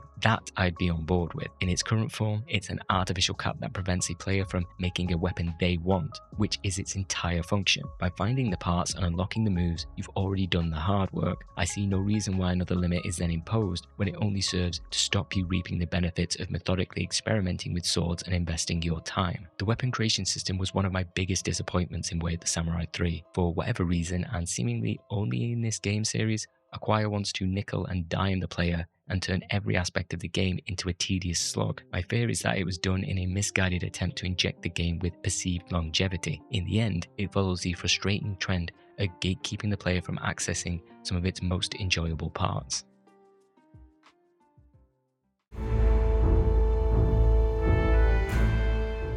Despite many of the Sakurai endings wanting to dethrone Shuzen, technically only 2, including one I've not spoken of yet, actually make it all the way to the top of Amana Castle. Clearly the daimyo has an iron grip on the land. Maybe it's time we see if the grass truly is greener. In previous conclusions, we dipped into building relationships with those at Amana Castle and, by extension, Shuzen when we claimed victory at the tournament. You are then able to continue to foster a reputation with the daimyo by undertaking a series of tasks for the job broker. By completing 4 to 5 jobs until the guards automatically greet you, the player is awarded with the opportunity to meet the man himself. From what little we've seen of Shuzen, he is a man who values strength and ambition above all else. As an aside, for the majority of Shuzen-focused endings, I deliberately chose a related NPC to play as for some dramatic irony. Impressed by our hard work, we're rewarded with some one-on-one time with Shuzen. Immediately, we draw our blade. The man's impressed. You have the option to back down. We would never do such a cowardly thing.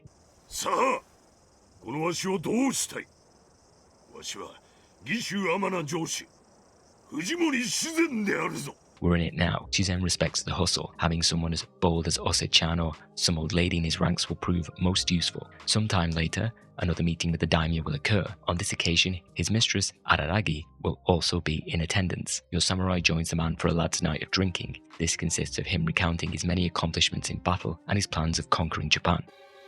唐の初陣以来、あまたの戦場で戦い、千と二十の首を上げてきたわしよ。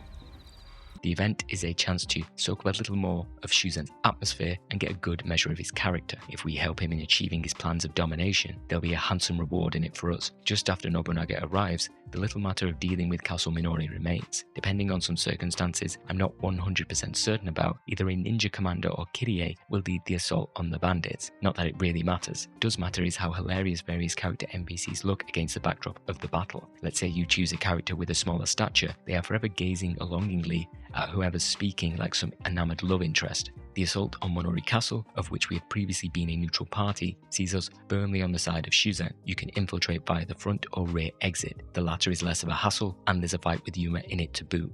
Your main target is the bandit leader Genjiro, who stands alone in his room awaiting death. Previously, allowing the leader to escape was an option, along with finishing him off. As far as duels go, Genjiro is one of the weakest of all the bosses. Slow yet powerful, he's extremely easy to interrupt with a quicker weapon, which players will almost certainly have. Making liberal use of strafing and staying clearing out the Fat Man's range also makes this a much easier encounter than a number of other bosses. As we saw in previous endings, while Shuzen's main forces attack Castle Minori, a contingent of bandits use the opportunity to attack Castle Amana directly. In ending number 5, we had led this charge. Now we must defend against it. Shuzen is trapped at the top floor of the castle. Enemy troops are closing in. Whether you engage with the normal rabble or not, actual resistance awaits you on the second floor. Sakurai ke kasin, Umemiya Shinnosuke nari.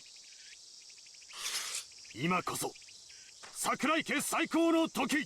Even without the character's intervention and or persuasion, Shinosuke is seemingly allied with the bandits, intent on defeating Shuzen. He now stands in your way. Depending on the endings you've achieved, this may well be your first encounter with Shinosuke. For pure vibes, this is my favourite arena to fight the samurai in. Knocking him through the shoji doors, or him doing it to you, has a certain appeal. When he's defeated, advancing to the third floor reveals a character that you may not have encountered or paid much attention to so far. You may recall the woman, Itsuse, from your time at the bandit hideout. Along with Yuma, she was one of the higher-ups in the clan. Itsuse was quite tight-lipped, though she did state that being part of the Oka was just a stepping stone to take Shuzen's head. Now, she has potentially led the assault on Amana Castle, along with Shuzen. If we don't step in, she could well succeed. Itsuse is also a great duel in the game. Her style is similar to that of Chelsea from Way of the Samurai 1, and also one of the goons from the Auto Gang in the second game. She possesses a lot of strong combos. Her weapon is great too. Many of her attacks can also set an enemy into a float state or catch them off guard. However, what is extremely infuriating about this particular fight is that Shuzen is absolutely backseating this entire melee. The dude just keeps getting in the damn way. He doesn't even attack. The man just hovers in your periphery, getting in the way of your attacks. Why the developers didn't just have Shuzen deliberately stay out of your way or remove him from the duel entirely, I'll never know. If you use blunt attacks against Itsuse, Shuzen will sweep in and deliver the finishing blow. If your samurai struck her down, the scene plays out slightly differently. The daimyo thanks us for having his back. Marveling at the burgeoning battlefield, we are then given the opportunity to further pledge our loyalty, becoming his right hand. In this instance, Oba-chan accepts. Whether she'll live to see that battle is another question entirely. She bows down at her lord's feet. Then, you take the fight to Nobunaga himself. Whoever became the victor will forever remain a mystery, but you unlock ending number 12 with Shuzen 1. We can skip right ahead to the third variant of this ending. With Shuzen 2 occurs when, after primarily siding with the Sakurai clan, you perform a heel turn at the last moment and join the daimyo's side. Think of this conclusion as speeding up ending number 2. If you've allied with the Sakurai and, specifically, have triggered the cutscene where Kota will show you the dagger, you can affect an outcome during an upcoming cutscene. When visiting Amana Castle, Kirie will interrogate Shinosuke over his Sakura emblazoned lunchbox. If you have not experienced the scene with Kota, you remain a bystander. If you have seen the dagger, you can take this opportunity to rat Shinosuke out and give up the Sakurai clan heir. Kirie and Shuzen's troops surround Murichika's house. In this instance, they speak directly with the old man himself and demand that the heir be given up. When he doesn't cooperate, the soldiers enter the house and drag out Kota. With the dagger in hand, they plan to execute the kid. That is, until Ose gives herself up in her brother's place. Events progress to execution day. Your samurai is chilling in the crowd, waiting for Ose to get murked. Predictably, Shinosuke arrives. Rather strangely, however, you are not given the opportunity to fight him. Instead, it immediately cuts to the aftermath. Both Ose and Shinosuke are dead. Shuzen's ready to march on Nobunaga. Despite his ambitions, the daimyo's forces are frail. He has confidence that, with us at his side, he can still seize victory. Unlike with the first Shuzen ending, his army's weakness is directly stated rather than implied due to the recent clash with the Oka clan. Still, the ending card is the same. Two forces meet on the battlefield with no clear winner stated, thus seeing our tenure as Shuzen's ally come to a close. Next, we'll see his power for ourselves. But first, through all these multiple runs, we've been well on our way to accumulate a bunch of titles, samurai points, and cosmetics. It's time we familiarize ourselves with the spoils of victory.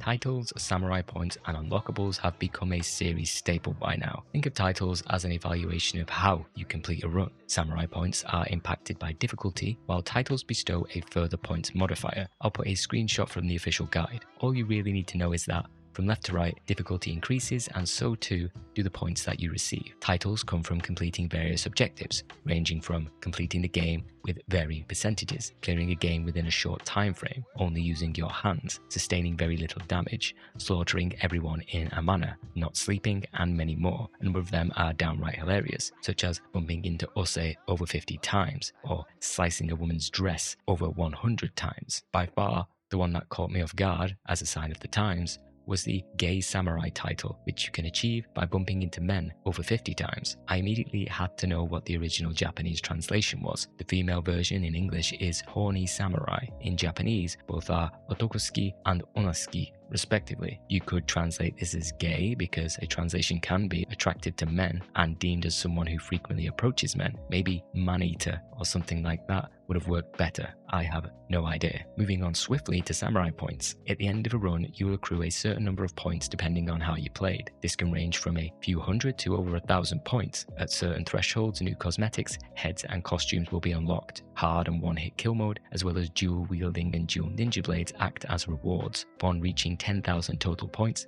a special developer message serves as the final unlockable. Unlike previous entries, you can lose points. Each person knocked out and or killed will reduce samurai points by 50. As you might expect, before you decide to massacre everyone in Amana, you'd best reach that 10,000 point threshold. Beyond those standard unlocks for the series, there are a number of other special features which feel quite nostalgic. If you've ever played GoldenEye, Tony Hawk's, or a number of games from the PS1, PS2 or N64 era, you'll remember quirky features like big head mode and new costumes, things like that. In Way of the Samurai, you can cosplay as any named NPC in the series as long as you've knocked them unconscious first. You'll have already seen me parading around Amana as various characters so far. It's hilarious. The Biwa player, Old Lady and Ose were definitely my favourites. In fact, the approach to cosmetics in general is deeper than you may at first think. Not restricted to one piece any longer, cosmetics are instead weighted, allowing you to mix and match hundreds if not thousands of wacky combinations. On top of that, you can even edit the placement of cosmetics on your character. Instead of Todd saying, "You see that mountain? You can climb it." In Way of the Samurai 3's case, it's more like, "You see that cosmetic? You can shove it up your character's arse." Other peculiarities are the ability to change the colour of blood, turn every attack into a blast or float strike, and even turn your character invisible. Acquire really went above and beyond in allowing players a fantastic system for absurd self-expression. Beyond samurai points unlocking cosmetics, you can of course visit numerous vendors around the map. Their wares differ depending on the day and story status, as it was in the second entry. You'll find staples like health restoring items which permanently increase your HP, scrolls to learn techniques, weapon parts, and more. Thankfully, when it comes to health restoring items, the game is much more generous this time around. You can scavenge foods in the wild and beat an enemy so thoroughly, they'll spit out rice balls and chicks and fish. Taking the ranking system, rewards, and point system as a whole, along with combat, it's one of these series' systems that's only continued to improve across installments. Enhancing a player's time with the game doesn't always hinge on game-changing experiences that take a surplus of dev time to implement. Sometimes you just want the ability to run around feudal Japanese villages as someone's grandma dual-wielding katanas.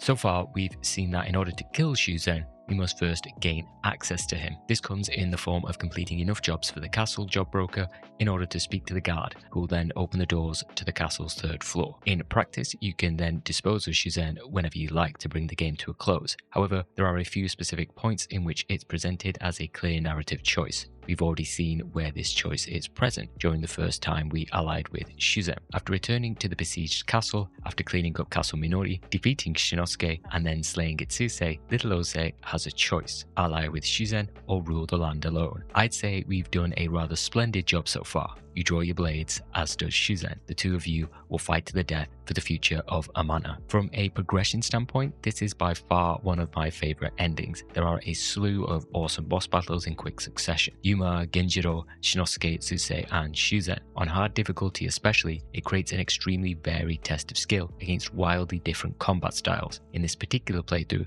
Little Ose with her kates became a dual-wielding demon taking names. If you choose to blunt attack Shuzen into submission, I believe the scene plays out slightly differently, and it's more badass.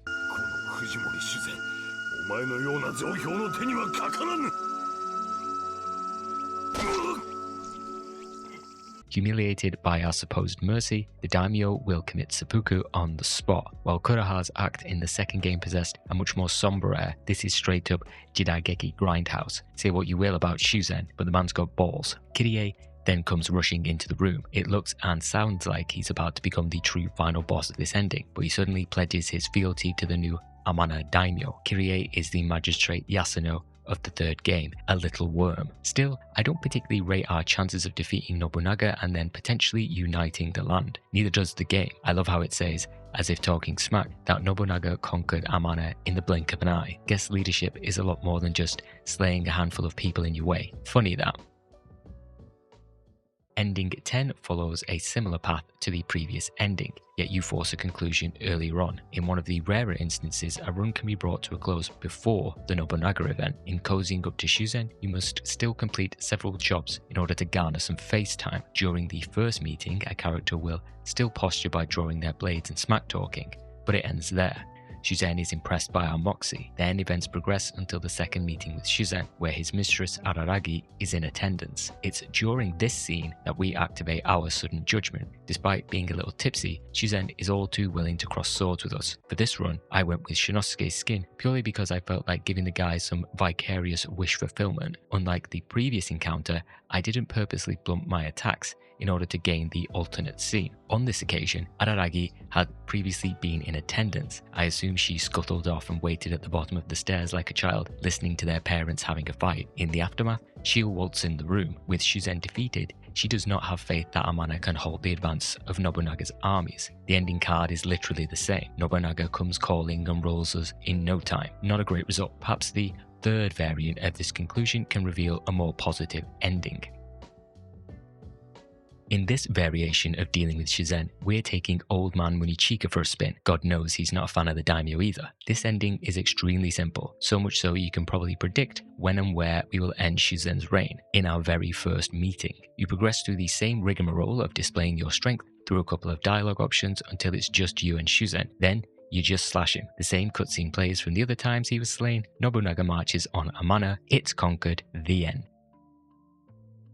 In playing the game traditionally, simply freely exploring events as they arise, one of the first inklings takes place in Omiki Town. It's one of the larger locations. You'll find a job broker unaffiliated with any faction, Dojima the Elder at the smithy, as well as a number of colourful characters. A serial killer, a ninja, the staging for a hilarious guard quest with exploding babies, the usual. On your first visit here, Araragi, Shuzen's mistress, also makes an appearance. The woman, accompanied by her servants, crosses your path. Araragi claims you are a bloodthirsty beast, just like Shuzen. She's intrigued. Who wouldn't be entranced by our godly visage, eh? However, putting yourself in the good graces of Araragi might not be as straightforward as it seems. The first part is obvious. We need access to the castle. Do the recruitment event. You're now free to visit Araragi's lodging to the side of the main keep.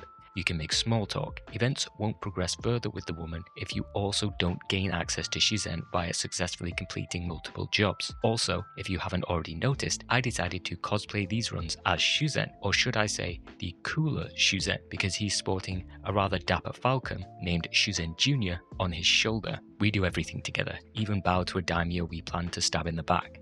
It's the next part that's rather vague. I've been using Everything 69's guide for the endings, so I'm not sure if a character in the game or the woman herself explicitly state how to progress her plotline. You must have killed 100 or more people during the playthrough by the time you trigger the event where you, Shuzen, and Araragi have a little party. The Japanese guidebook explicitly states this requirement, though it provides nothing along the lines of if you talk to X, if you'd overheard X, you'll know that you need to blah blah blah. I suppose it's one of the more obscure progression keys that you must figure out. It's more than possible a player will stumble upon this path themselves. Collecting those 100 kills is fairly trivial thanks to the return of the 100-man melee from the very first game. In Way of the Samurai 3, it functions the exact same as in the second entry. When your reputation is very low with a faction, speak to them and offer to take on a redemption job. Move to the location wherein 100 enemies will attempt to kill you. It's a decent venue for gaining kills on a weapon, scoring some weapon XP, or perhaps farming items on higher difficulties. This mission is the perfect stage to attempt the 100 consecutive insta-kill achievement, though this is more difficult than you might at first believe. After that is complete, you then drink a couple of brews with the boys in the castle before stumbling home. Outside your house, a messenger from Araragi is waiting. She claims that her mistress wants you to call round at night for a booty call. We of course visit. The game, as it is so often wont to do, has a bug where the audio becomes woefully out of sync, eventually resulting in a crash. We'll persevere. This is a pivotal moment for both Araragi and us. She admits the real Shuzen is powerful, but not powerful enough for her liking. The cooler Shuzen, and Shuzen Jr. of course, are the better options. No, Shuzen Jr., she's got a knife, and you just stood there and watched. Araragi has her sights set beyond the current daimyo, even Nobunaga. She wants to rule the whole of Japan, and she wants us to make that happen for her. Lazy. But we've been ensorcelled by her vicious charms. You proceed through the Nobunaga event, the assault on the Minori hideout, all the way through, slicing past Shinosuke and Itsuse until you are face to face with Shuzen. On this occasion, instead of the two of you broing it up, talking about conquering the land, Araragi comes wandering in. She starts pouring honey in his ear while giving us and Shuzen Jr. the side eye. Meanwhile, Shuzen's getting fired up about the upcoming battle. Araragi stands behind us, whispering that this is our time to strike. Unfortunately, because the Shuzen model is taller than the others, I never saw her face. The camera was focused on the model's cravat the entire time. Shuzen asks what's taking so long.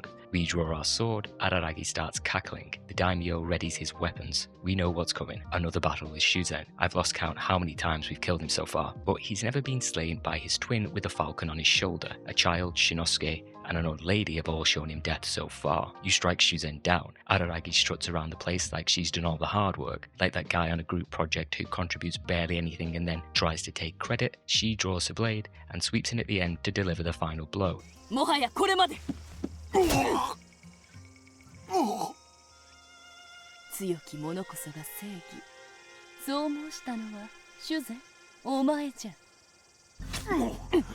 It only serves to stoke Araragi's ambitions.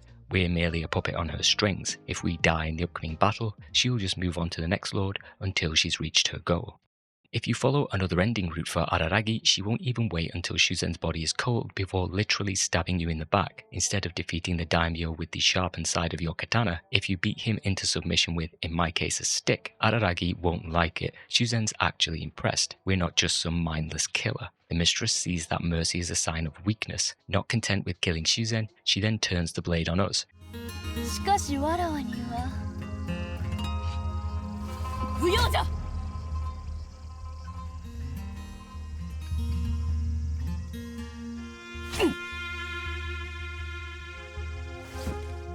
Your character's stunned. Shuzen Jr. did nothing to warn us of this fate. Araragi, meanwhile, a few cards short of a Hanafuda deck, maniacally cackles to herself. The woman is already on the lookout for her next puppet.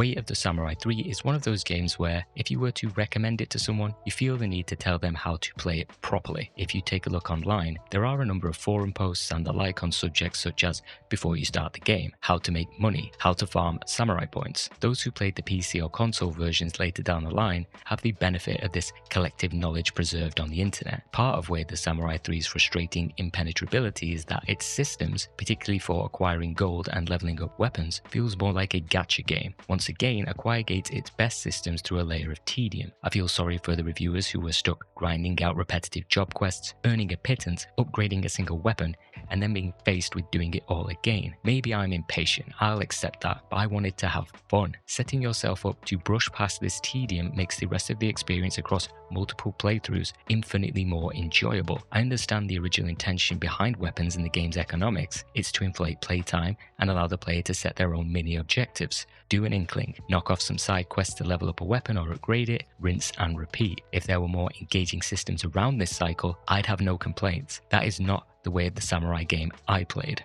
While improvements such as a better weapon save, ability to carry over money, and progress through subsequent playthroughs is welcome, it's half-baked. Other systems were required. I mentioned cumulative stance progress when talking about weapons. If only the base money increased depending on difficulty or samurai points unlock modifiers to yen and other aspects of the game, it would have engendered a much more robust sense of progression. Only a handful of systems play into the roguelike handbook. To enjoy Way of the Samurai 3, here's what I did, and if you find yourself frustrated by the game, I'd recommend you do it too. These are systems, not exploits. Firstly, let's make some money. If you kill Genjiro as soon as possible, not only can you collect 1,000 yen a day from Joji the job broker, but random thug members will bow to you in the street. Awesome. The party that you host after your recent ascension to boss also has one guy in the back running around in circles like a dog that is beside itself with pure ecstasy. You go through a few cycles of collecting a payout from Joji. In between, you supplement your income with job broker quests, maybe slash a tuner or or two. When you've accumulated around 30,000 gold, you're good for the remainder of your playthroughs.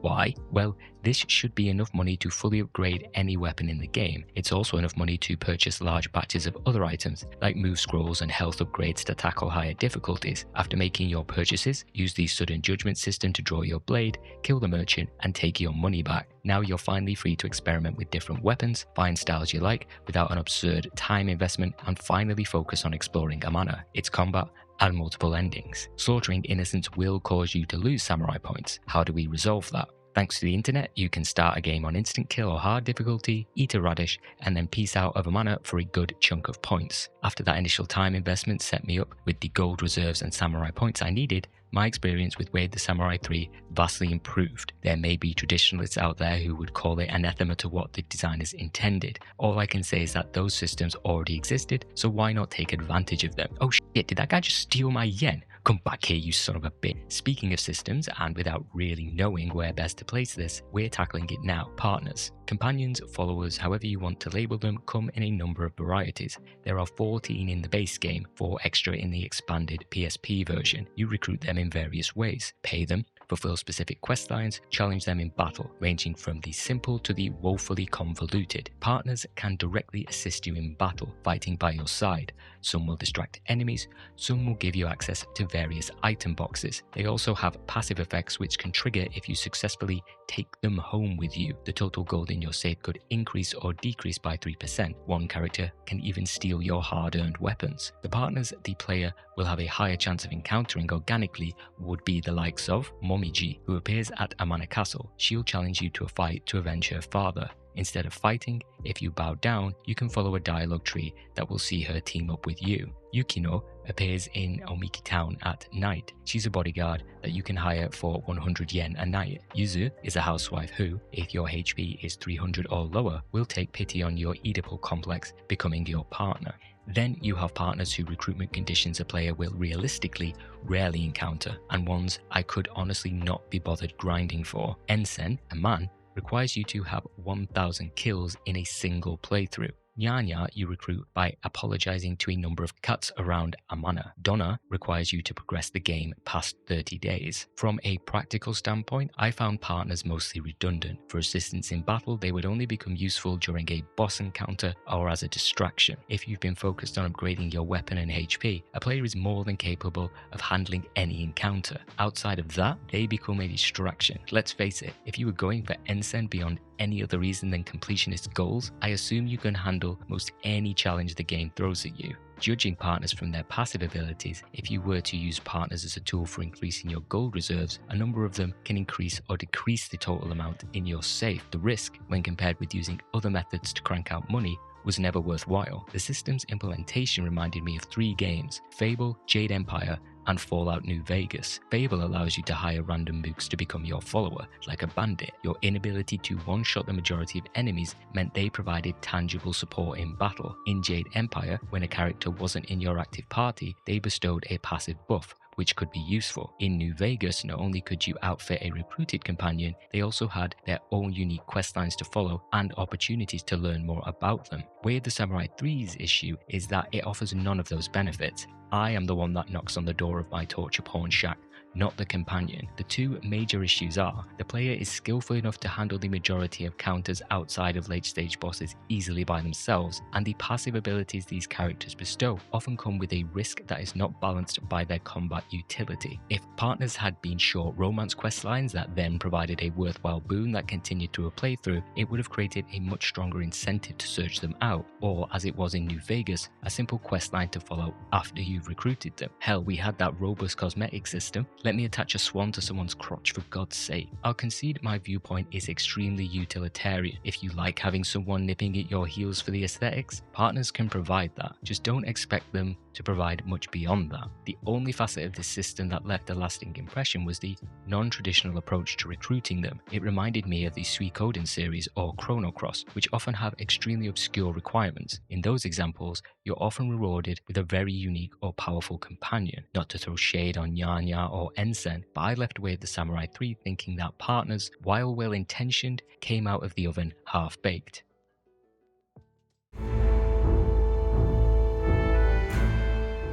Bandit or gang route in previous Way of the Samurai games was one of the deepest and most fulfilling paths in the game. This time around, the Orca clan and its members serve as more of a vehicle to facilitate a number of other conclusions, despite possessing the most comedic potential. Through the other endings, we've encountered their leader Genjiro a dozen times and have probably killed him just as many. We've come to know Yuma as the son of Munichika and brother of Shinosuke, doling out a fair few beatings along the way. Itsuse, up until now, has remained somewhat of a mystery. But before we probe a little deeper into their stories, we can focus on the Orca clan as a whole. Gaining entry into the clan is your starting point. You can head straight up to the gang's HQ, challenge one of the guards to a duel, and gain access that way. An alternate approach is scuppering their attempts to rob a supply wagon, beating or speaking to Yuma, who can then invite you to join. Through becoming chums with the bandits, the job broker becomes available. There's very little to do in the area aside from check in with the major characters. So far, part of the game's climax often culminates with Shuzen's forces laying siege to the castle in an effort to wipe out anyone who stands in his way. Shuzen could well have left the clan to its own devices and see it destroy itself from the inside. Genjiro Matsuzaki is their leader. He was once a low-ranking samurai of the Sakurai clan. After their defeat, he formed the Orca clan, accepting bandits and stragglers. Through interacting with him, it's clear that he'd much prefer to have everyone else do the heavy lifting of looting and pillaging, while he enjoys the spoils of food, drink and women. This rubs against his main lieutenants, Yuma and Itsuse. The former wants to rebuild the Sakurai, while the latter wishes only to kill Shuzen for indiscriminately murdering her family. As events draw closer to the game's conclusion, the cracks in these relationships begin to widen. In particular, at a party hosted by Genjiro, Yuma's not pleased they stole supplies from innocents for their revelry, while Itsuse believes every moment spent partying is a second she's not stabbing Shuzen. When allying with Shuzen and Amana, you could team up with Shinosuke on a mission to defend a supply wagon from the Orca clan. If you wish, you can join Genjiro on the flip side of this job. Aside from that, you're often partying with the bandits while killing time until Nobunaga appears. As a group, the Orca clan is the best comedic relief in the game. The guards at Amana Castle are all stuck up and the villagers are far too meek and milquetoast. I love how all the bandits are often decked out in the various cosmetic items that you can purchase in the game. They are also the least pretentious faction. While everyone else is tied down to honor and duty, the Orca clan are at least honest with themselves and live unburdened of all that social baggage. Their voice lines are also hilarious. There's a scene just before the climax of various bandit runs where one guy says, "You and me, buddy." Unfortunately, we all knew in this debauched life that it's better to burn out than to fade away. Amidst another bout of revelry, a lackey will bust in and say that Shuzen's forces have mounted an assault on Castle Minori. Genjiro takes this as a sign to dip. He's far too important to die, get caught up here. As the leader of the Orca clan, he needs to go and find reinforcements or something. In this particular ending, whether you let him flee or fight him is of no consequence. Because I had slaughtered this guy so much, the game deemed him my mortal enemy in the results screen, I was loath to break tradition. Not only that, but Sensei's Bokuto weapon is simply too awesome to not taste sake-enriched blood. Once defeated, and in a possible callback to Yasuno in Way of the Samurai 2, Genjiro will call out to his mother.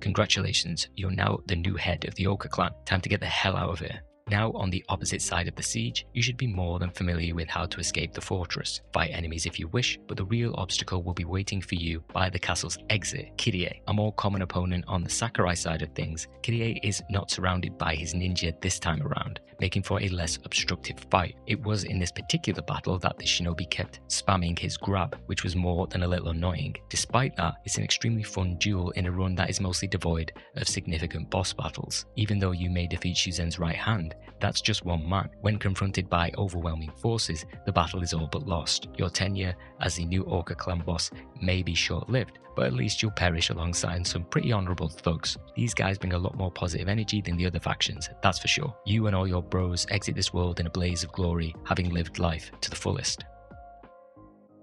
The next bandit-focused ending sees you, or me for a change, not killing Genjiro. Instead, we're going to become besties. This setup is largely the same. Join the Orca clan, do their events, do everything that Genjiro says. In between that, as it was with Ose, chatting with Genjiro will increase his affection stat. The reason for this is so that on the night of Shuzen's forces gate-crashing your party, a new pathway appears. We can ask to join Genjiro in his tactical retreat. At first, he's a little surprised, but the bromance was forged in blood and sake. We'll go out and grab reinforcements while the rest of you just hold the fort, okay? Both you and Genjiro fight your way through the castle. Taking the front gate, like we did prior, sees you face Kirie. Taking the back gate brings you face to face with Yuma. I don't know what happens if you've already killed him. Even the guide doesn't say. Maybe he's replaced by a generic soldier. Once either or both have been defeated, you and Genjiro make a break for it. Just like in ending 17, you once again find yourself surrounded. Previously, this was where a fight to the death occurred. Genjiro, though, is able to spot a dried up Mokrum sewer trench for both of you rats to escape through. The ending, which calls us both rats by the way, never says what fate befell the two cowards. I'd like to think Genjiro and I settled down in the countryside, maybe opened a taiyaki store and lived our best lives.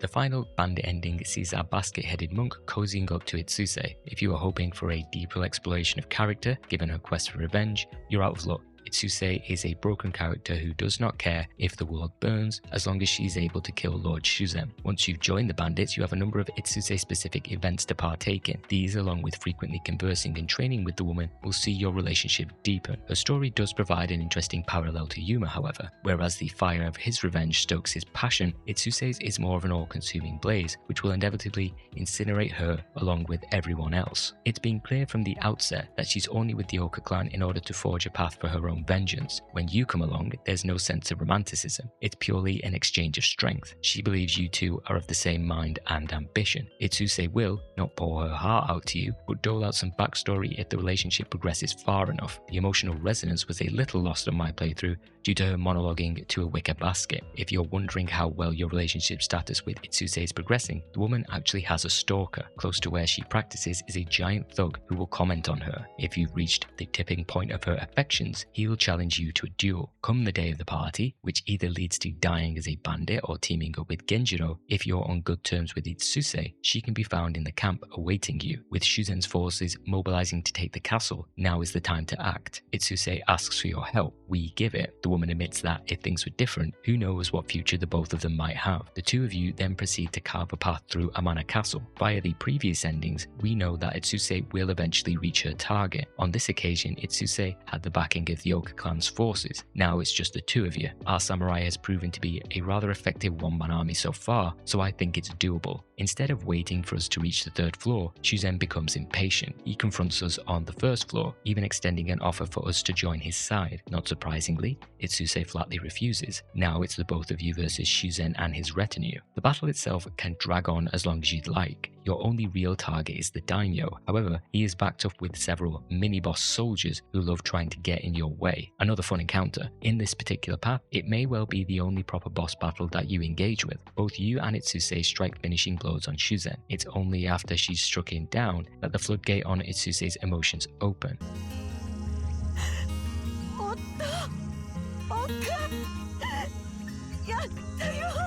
The epilogue shows Castle Amana engulfed in flames, two white herons circling above. It's implied that you inadvertently made a pact to burn yourself along with the building, which I don't remember signing up for. In the end, both you and Itsuse gave your lives to see her vow of vengeance fulfilled.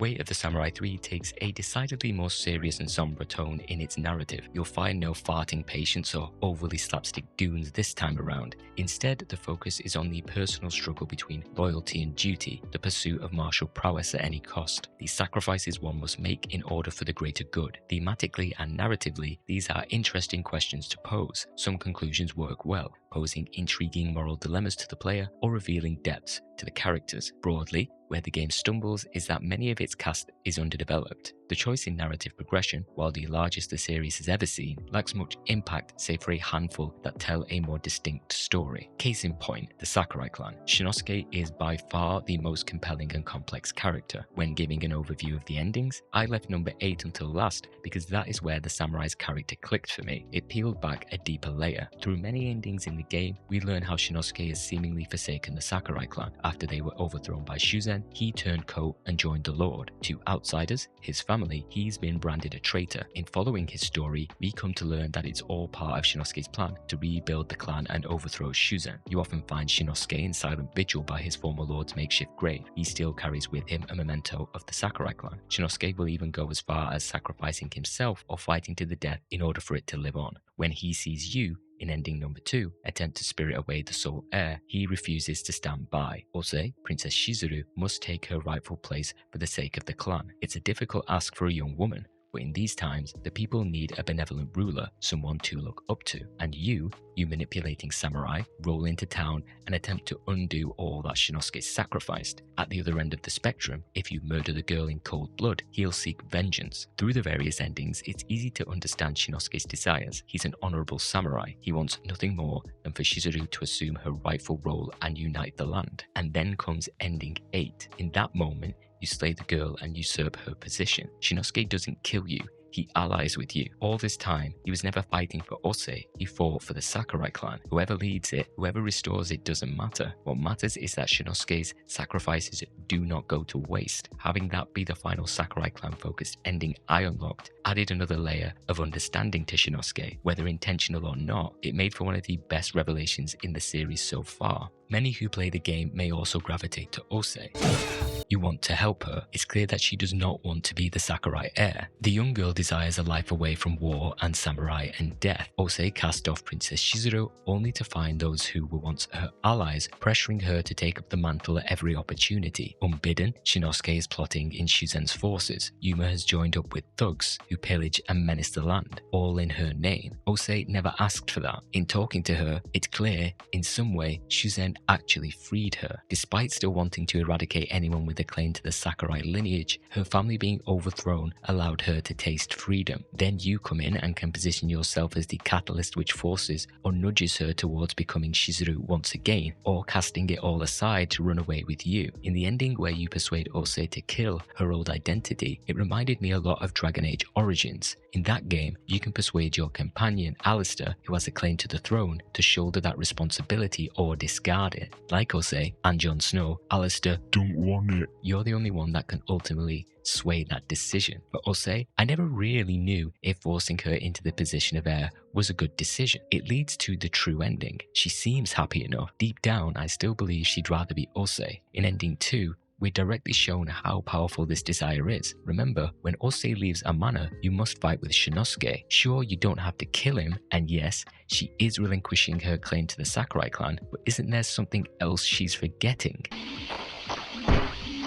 Yeah, Kota, her brother. She just abandons the poor kid. Arse slapping aside, I would have been okay with taking him along. It was that decision that nearly had me not annoyed with Ose, but fully brought into focus just how strong her desire to flee was. Let's be real, the young girl's 17 at best. Who knows what they want at that age? Who can really be held responsible for the decisions they make? Granted, it was a different time. Ose is constantly being pressured into that role. Her family's all but been slain. Now a bunch of people are asking her to do it all again. Be responsible for potentially thousands of lives in one of the most turbulent times in Japanese history. No thanks. You guys sort that one out for yourselves. For the Sakurai clan and those in its orbit, it's as if all the creative energy was poured into Shinosuke. What little overflowed dribbled to Ose, and then the flex sprinkled onto the other characters. Munichika's story is an interesting one. The father of Yuma and Shinosuke, he chose to become the leader of Takatani village, casting off his lineage too. He detests war and samurai, though outside of the odd cutscene or stilted conversation, it's never truly revealed why he holds those opinions and is so against samurai. We know he's seen war and what is wrought, but there's a hypocritical layer to the man we never get to peel back. Yuma too has the makings of an interesting character. A youthful, boisterous samurai, he's ruled by passion. He feels as if he's the only one taking a proactive approach to rebuilding the Sakurai. His ideology clashes with nearly everyone in the game. Genjiro's a selfish leader who spends all his time partying. Itsuse is just some farm girl who doesn't know what a true samurai is. His brother and father are cowards. This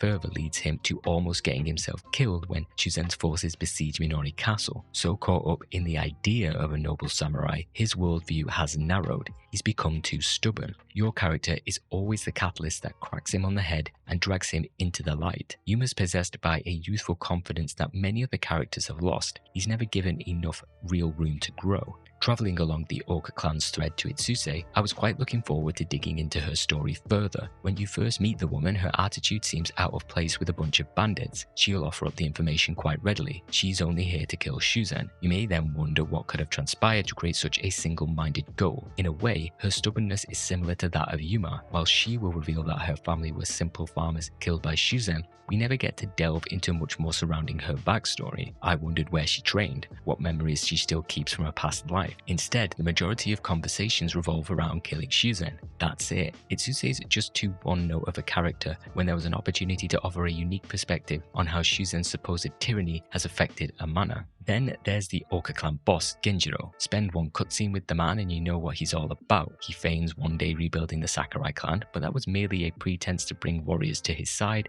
in order to build his criminal empire. Genjiro's more than happy to spend all his time partying with his bros at Minori Castle. The man is so unabashedly selfish and a coward that I can't help quite liking him. In a game surrounded by honorable warriors with pure goals, Genjiro's the most honest character in Amana. In some ways, similar to Hanzayamon, Genjiro gets barely any time spent on him. Despite that, I couldn't help quite liking the big cowardly bear. Shuzen is my second favorite character. As someone who values and respects might above all else, he possesses a strong sense of honor. Every time you face him in battle, he never whines in defeat. He acknowledges that you were the better warrior and had a greater desire for power than even himself. He postures, talks big a lot, but he can back it up. He dethroned the Sakurai clan, believing he has what it takes to face even Nobunaga. Even when the odds are firmly stacked against him, when defeat is a certainty, he'll still ride into battle because that is the path of the warrior. Though we are told that Shuzen came to power in a rather underhanded method, is he actually a tyrannical leader? The people in Omiki town don't complain. Guards are stationed to keep the peace. We know part of attacking Minori Castle is to wipe out any Sakurai clan dissidents, but there are pillaging bandits in that place too. When his soldiers bullied the villagers of Takatani for their rice stipend, every daimyo was doing that. Shuzen's not evil, he's ruthless. His sole objective is to amass more power, secure his foothold in Amana, wipe out any Sakurai stragglers in order to marshal his troops and face Nobunaga. He's fighting for his legacy and future. Nothing will stand in the way of that. Kirie is probably the most clear-cut evil character. He's a sycophant who only wishes to please his lord, whether that's Shuzen or you. He's the one gleefully willing to murder everyone in the village and burn houses down. Surely just a threat because the villagers are all providing you with rice which you'll need in an upcoming conflict. I found Kirie the most amusingly petulant character in the entire game. He's just so whiny. I couldn't help but laugh. And he's right about Shinosuke too. Dealing with him was fun, but my biggest revelation with the ninja is when, upon seeing Shuzen's corpse, he bows down to you. The man's just a hound without a master. Finally, there's Araragi, who, interestingly, is an unhinged character that doesn't quite hit the mark. Kyojiro is how you portray one of those. Like Shuzen, she only cares for power. The mistress will use anyone, you, to make that a reality. It's a cool road to travel down, conspiring with Shuzen's lover to stab him in the back, but I always wondered why she was so hell-bent on accruing power. We're told she's from a noble family and presumably jumped on the Shuzen bandwagon when he took over Amana some years ago. During that age, women and daughters were often sold to houses in order to amass more power and wealth, so can assume that was ingrained into her from a young age. Like Genjiro, she's very direct with what her ambitions are. Every scene with her is a giant red flag. We know the minute the character does not do what she wants, they'll be tossed out for the next new toy. Even not killing Shuzen is perceived as a sign of weakness, despite cutting down literally hundreds to do so. Her ending is a giant I told you so to the player. Overall, while there are a couple of very strong characters in Way of the Samurai 3, they don't hold a candle to the more colourful cast which inhabited Way of the Samurai 2's Amahara, but what engaging characters and endings are present do manage to make up for its weaknesses, offering a narrative experience that is more than the sum of its parts.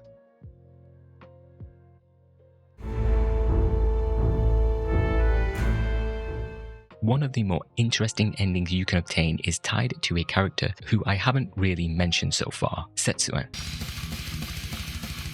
Playing casually, you often encounter him on the road. Though he acts as a fairly innocuous character, there's more to him than he first seems. From playing previous entries in the series, you may be wondering what form the ever-looming threat of the shogunate takes. In the first game, there was the Meiji representative General Tamagawa. The second game had the spy Benya. This time, the stand-in for the Bakufu government is Nobunaga and his agents. Setsuen, or Hanbei as he is also known, is this agent. The wiki claims that Hanbei is based on Takenaka Shigeharu, who took the same alias. This man was also the chief strategist to Hideyoshi Toyotomi, another samurai warrior's character and real historical figure. Further evidence that this is indeed the same person is, in your first meeting with Setsuen, when musing on the character's future, he recounts knowing another man who came from a similar lowly background. This man would then go on to do great things, and that was Hideyoshi Toyotomi, who rose from being a peasant to become the second great unifier of Japan. He was also the retainer of Oda Nobunaga, thus providing that government connection within Way of the Samurai 3. Ending 21 in particular sees your relationship with Setsuen progress through several more inklings. While not difficult to achieve, it may be easily overlooked, in particular during its later event triggers. The second occasion you meet with Setsuen, he will be musing on the smoke plumes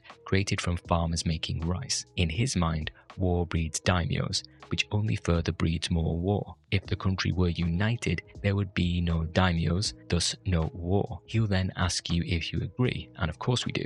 We're trying to get into his good books after all. The next scene is the one that many may overlook because it only triggers at night. When you return to the road, Hanbei's having a midnight chat with none other than Zaji the Hawk. For those not familiar, in Acquire's ninja series, no, the other ninja series, Shinobido, Zaji was an antagonist of sorts. I don't want to spoil the game, but he's an Asuka ninja. I don't believe the player is meant to take Zaji's inclusion in the game as canon to Shinobido lore. As far as I'm aware, Amana is never mentioned in that series, and they're both fictional places. It's just a cameo, albeit a cool one. I may be wrong though. The gist of the conversation is that Hanbei's lord or lords are a little tied up, so it means there's going to be a slight delay in them arriving, but arrive they eventually will. Hanbei finds out you were eavesdropping. It's not like the character was making any great effort to be inconspicuous. They literally stand right at the gate in the open. Afterwards, you approach Hanbei and apologize for your rudeness. The next time that you visit the road at night, you're in for one of the best duels in the game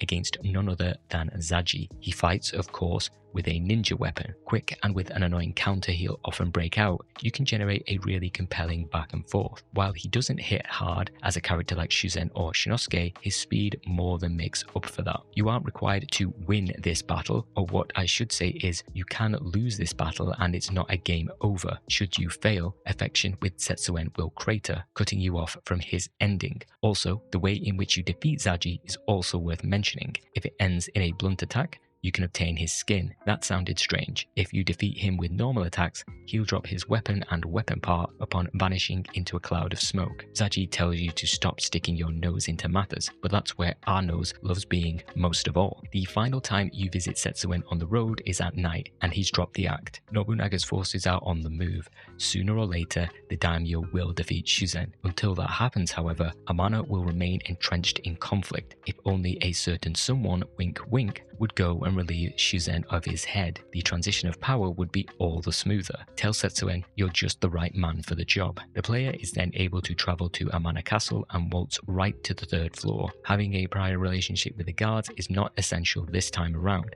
Let's assume Setsuen pulled some strings to get us inside or something. No perfunctory speech or introduction greets you when strolling into Shuzen's room. He sees a rat, he draws his weapon, you both get into it. I decided to dress as a disheveled Spartan warrior to play up the notion of a foreign agent sneaking into the country to assassinate a target. After the job's done, codename 300, rendezvous with Setsuen once more. He congratulates you on your skill. Setsuen's so impressed, he offers you another contract, bring order to this wayward land. As the newest member of Nobunaga's forces, your samurai was instrumental in bringing the majority of Japan to heel. Well done. Ending 20 is kind of the game's way of giving you an ending when you've screwed yourself out of an ending. The basic way to achieve it is by cutting yourself off from obtaining any other resolution in the game. More often than not, you can apologize or slash your way out of most cutscenes you happen to fall into, thus removing yourself from anybody's sphere of influence. Both the official guide and Everything's treatise on the game recommend either allying with Munichika and Shinosuke and then bowing or drawing your sword in order to sever your bonds. Shinosuke and Osei will then probably go and get executed, or whatever, we don't care. A few days pass, you can find Kotal on the bridge in Takatani village. He challenges us to fight our way into Amana Castle and take Shuzen's head, but we've already been there, done that. Afro Skeletor didn't come to this land to get mixed up in all that. Instead, we decide to skip out of town entirely. The ending narrator then chastises the player for their cowardice. At least we live to fight another day. Technically a hidden ending, The Legend of the Demon is basically my murderbot fantasy come to life. However, committing mass schmurder is harder than it may first appear. Murderbot. There are too many of them. What are we going to do?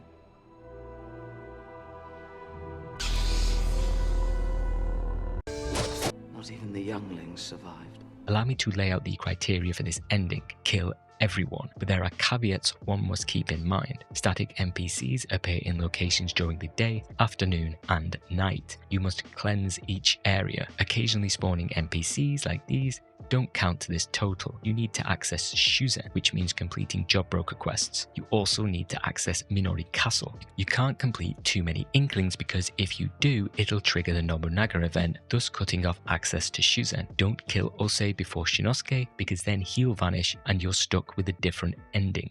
So yeah, on the surface it seems simple, but there are a number of mechanics in the game you need to be aware of. From the guides online, many recommend leaving one Biwa player alive to save, as well as Genjiro and finally Shuzen. Another aspect that makes the entire process smoother is by playing on one-hit kill mode. Just make sure you're careful. If you keep all those aspects in mind, and if we gauge this ending purely from the time spent accomplishing your goal, it is the longest ending to achieve. It can take roughly around 2 hours to ensure you've silenced everyone. The actual deed is both hilarious and heartbreaking.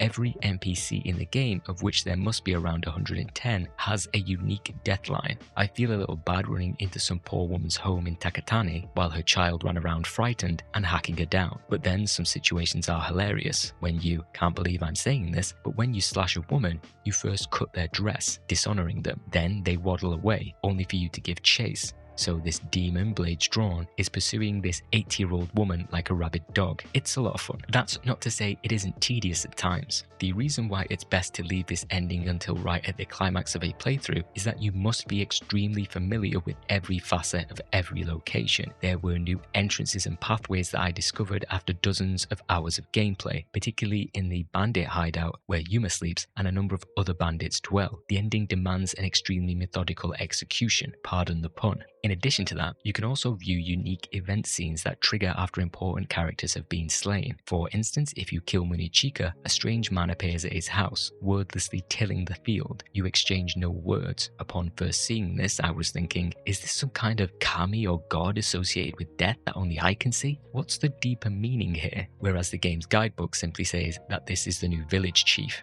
Another event occurs after Shinosuke's death. While visiting Kuchigahara, approach the little shrine to find a crow squawking. I assume it symbolizes the death of the Sakurai clan. By far the best is after you've cleared out Minori Castle. With no bandits around, the next party you host is full of local wildlife. You all munch on vegetables. Really caught me off guard. When you finally pull the trigger, offing the final Biwa player and then doing the same to Shuzen, a new ending awaits. Strangely reminiscent of the Ashura ending in Sekiro, your character devoured the people of Amana. Armies came to exterminate them. Whether they succeeded or failed, no one knows. Oh, and check out how many samurai points you absolutely crater after achieving this ending. It's like over 5,000. Hope you unlocked everything else first.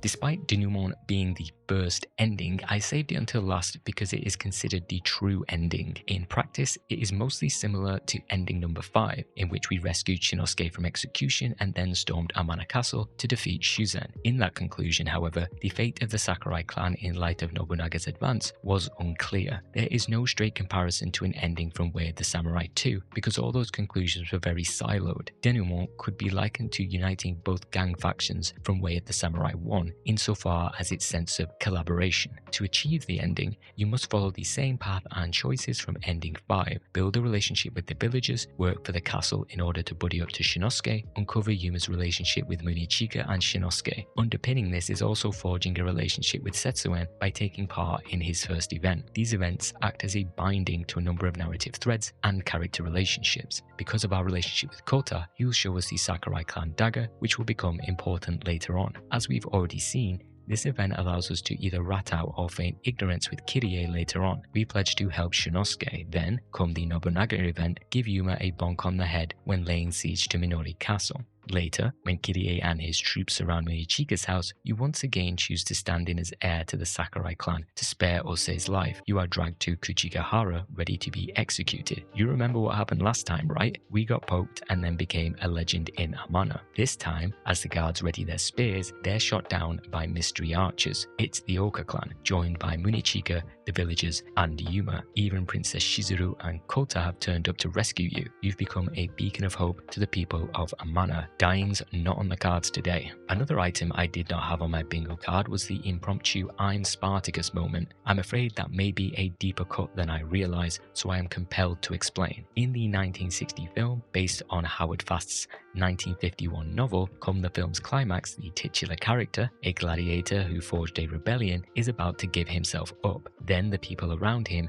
all start claiming to be Spartacus to show solidarity. In Way of the Samurai 3, the characters who've come to rescue you all start claiming to be the Sakurai heir, as ridiculous as some of those claims may be. The scene inspires Shinosuke and infuriates Shuzen and his men. Next, you find yourself freed from the post, battling with Shuzen's forces. As it was in Ending 5, you make your way to Amana Castle, fighting more guards and eventually Kirie. The rebellion culminates with the defeat of Shuzen. For practicality's sake, even though this is technically Ending 1, I would not recommend anyone aim for it the first time around. Your character will be far too weak, both in health and weapon quality, unless you've been occupying your time completing a number of activities. It's quite possible though. There's also a lot of context surrounding characters and relationships that could fly over your head too. Come the ending's climax, instead of you all standing in the courtyard wondering about where you will go from here, it cuts to Kuchigahara, the Sakurai clan, and you kneel before the shrine to their former leader. You are then joined by none other than Setsuen. He praises each character's quality like it's the Wizard of Oz. Due to these virtues, Setsuen, and by extension Nobunaga, sees little value in clashing with Amana. Instead, you can all work together to bring peace to the land. In forging this new future, you're in high demand. Everyone wishes for you to stay and help shepherd in a new age, thus earning Way of the Samurai 3's true ending, denouement. That's all 22 endings covered, so to end, let's take a broader look at the game's narrative.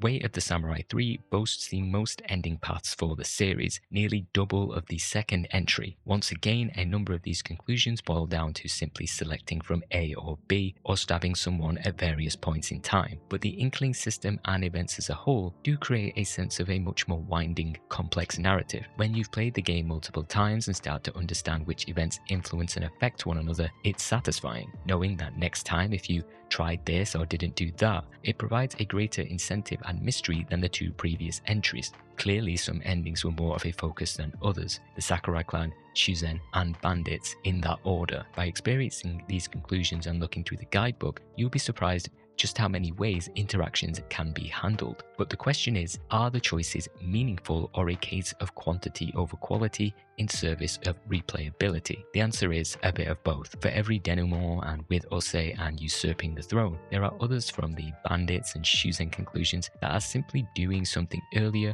or have had less effort put into them. It was the cost of Way of the Samurai 3's ambition. I can't help being in awe of the variety, but I would have happily seen the endings cut in half to give more attention to characters and create more impactful endings. A number of reviewers found the endings and narrative paths disjointed. The Inkling system and player-controlled pace are the culprits. It can be a strength, however. Way of the Samurai 3 is most interesting in its multiple playthroughs to better understand the characters and setting. The story is not just siloed to one particular ending, but should be taken in the broader scope of all events that can happen in Amana. So in pursuing these different ending routes and championing player freedom, does the sudden judgment system add to that? 90% of the time, no. The system is basically a skip this event button. If you've wandered into an event you didn't mean to, or a path you want to escape, bow or draw your sword to extricate yourself. It's an escape rope from Pokemon or smoke bomb from Final Fantasy. The only occasion I recall it being of consequence is when you can bow to the soldiers who are demanding rice from the village, or in choosing to help Shinosuke during his execution. Weighing it up with how many events are in the game and how little the sudden judgment system truly affects the story, I was left feeling that while its intention was good, its execution faltered. Mass Effect's Renegade and Paragon system,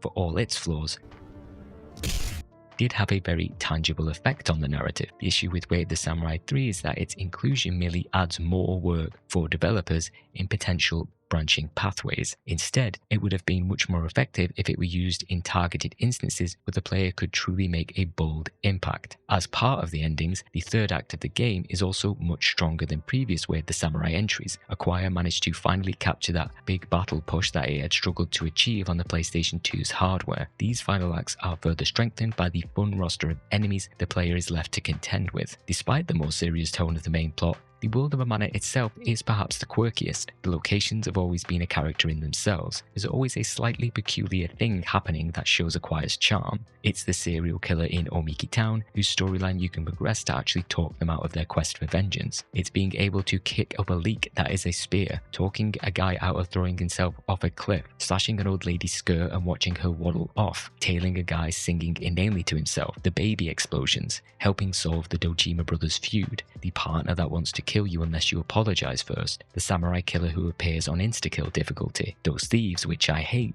randomly appearing and stealing your yen. There are dozens of little quirky details you can discover, just like how many players still dig up seemingly random Skyrim oddities to this day. It warms you to the world and projects a sense that the people creating the game cared for it. Ultimately, Amana may be small and underpowered graphically, but it more than makes up for it with its charm.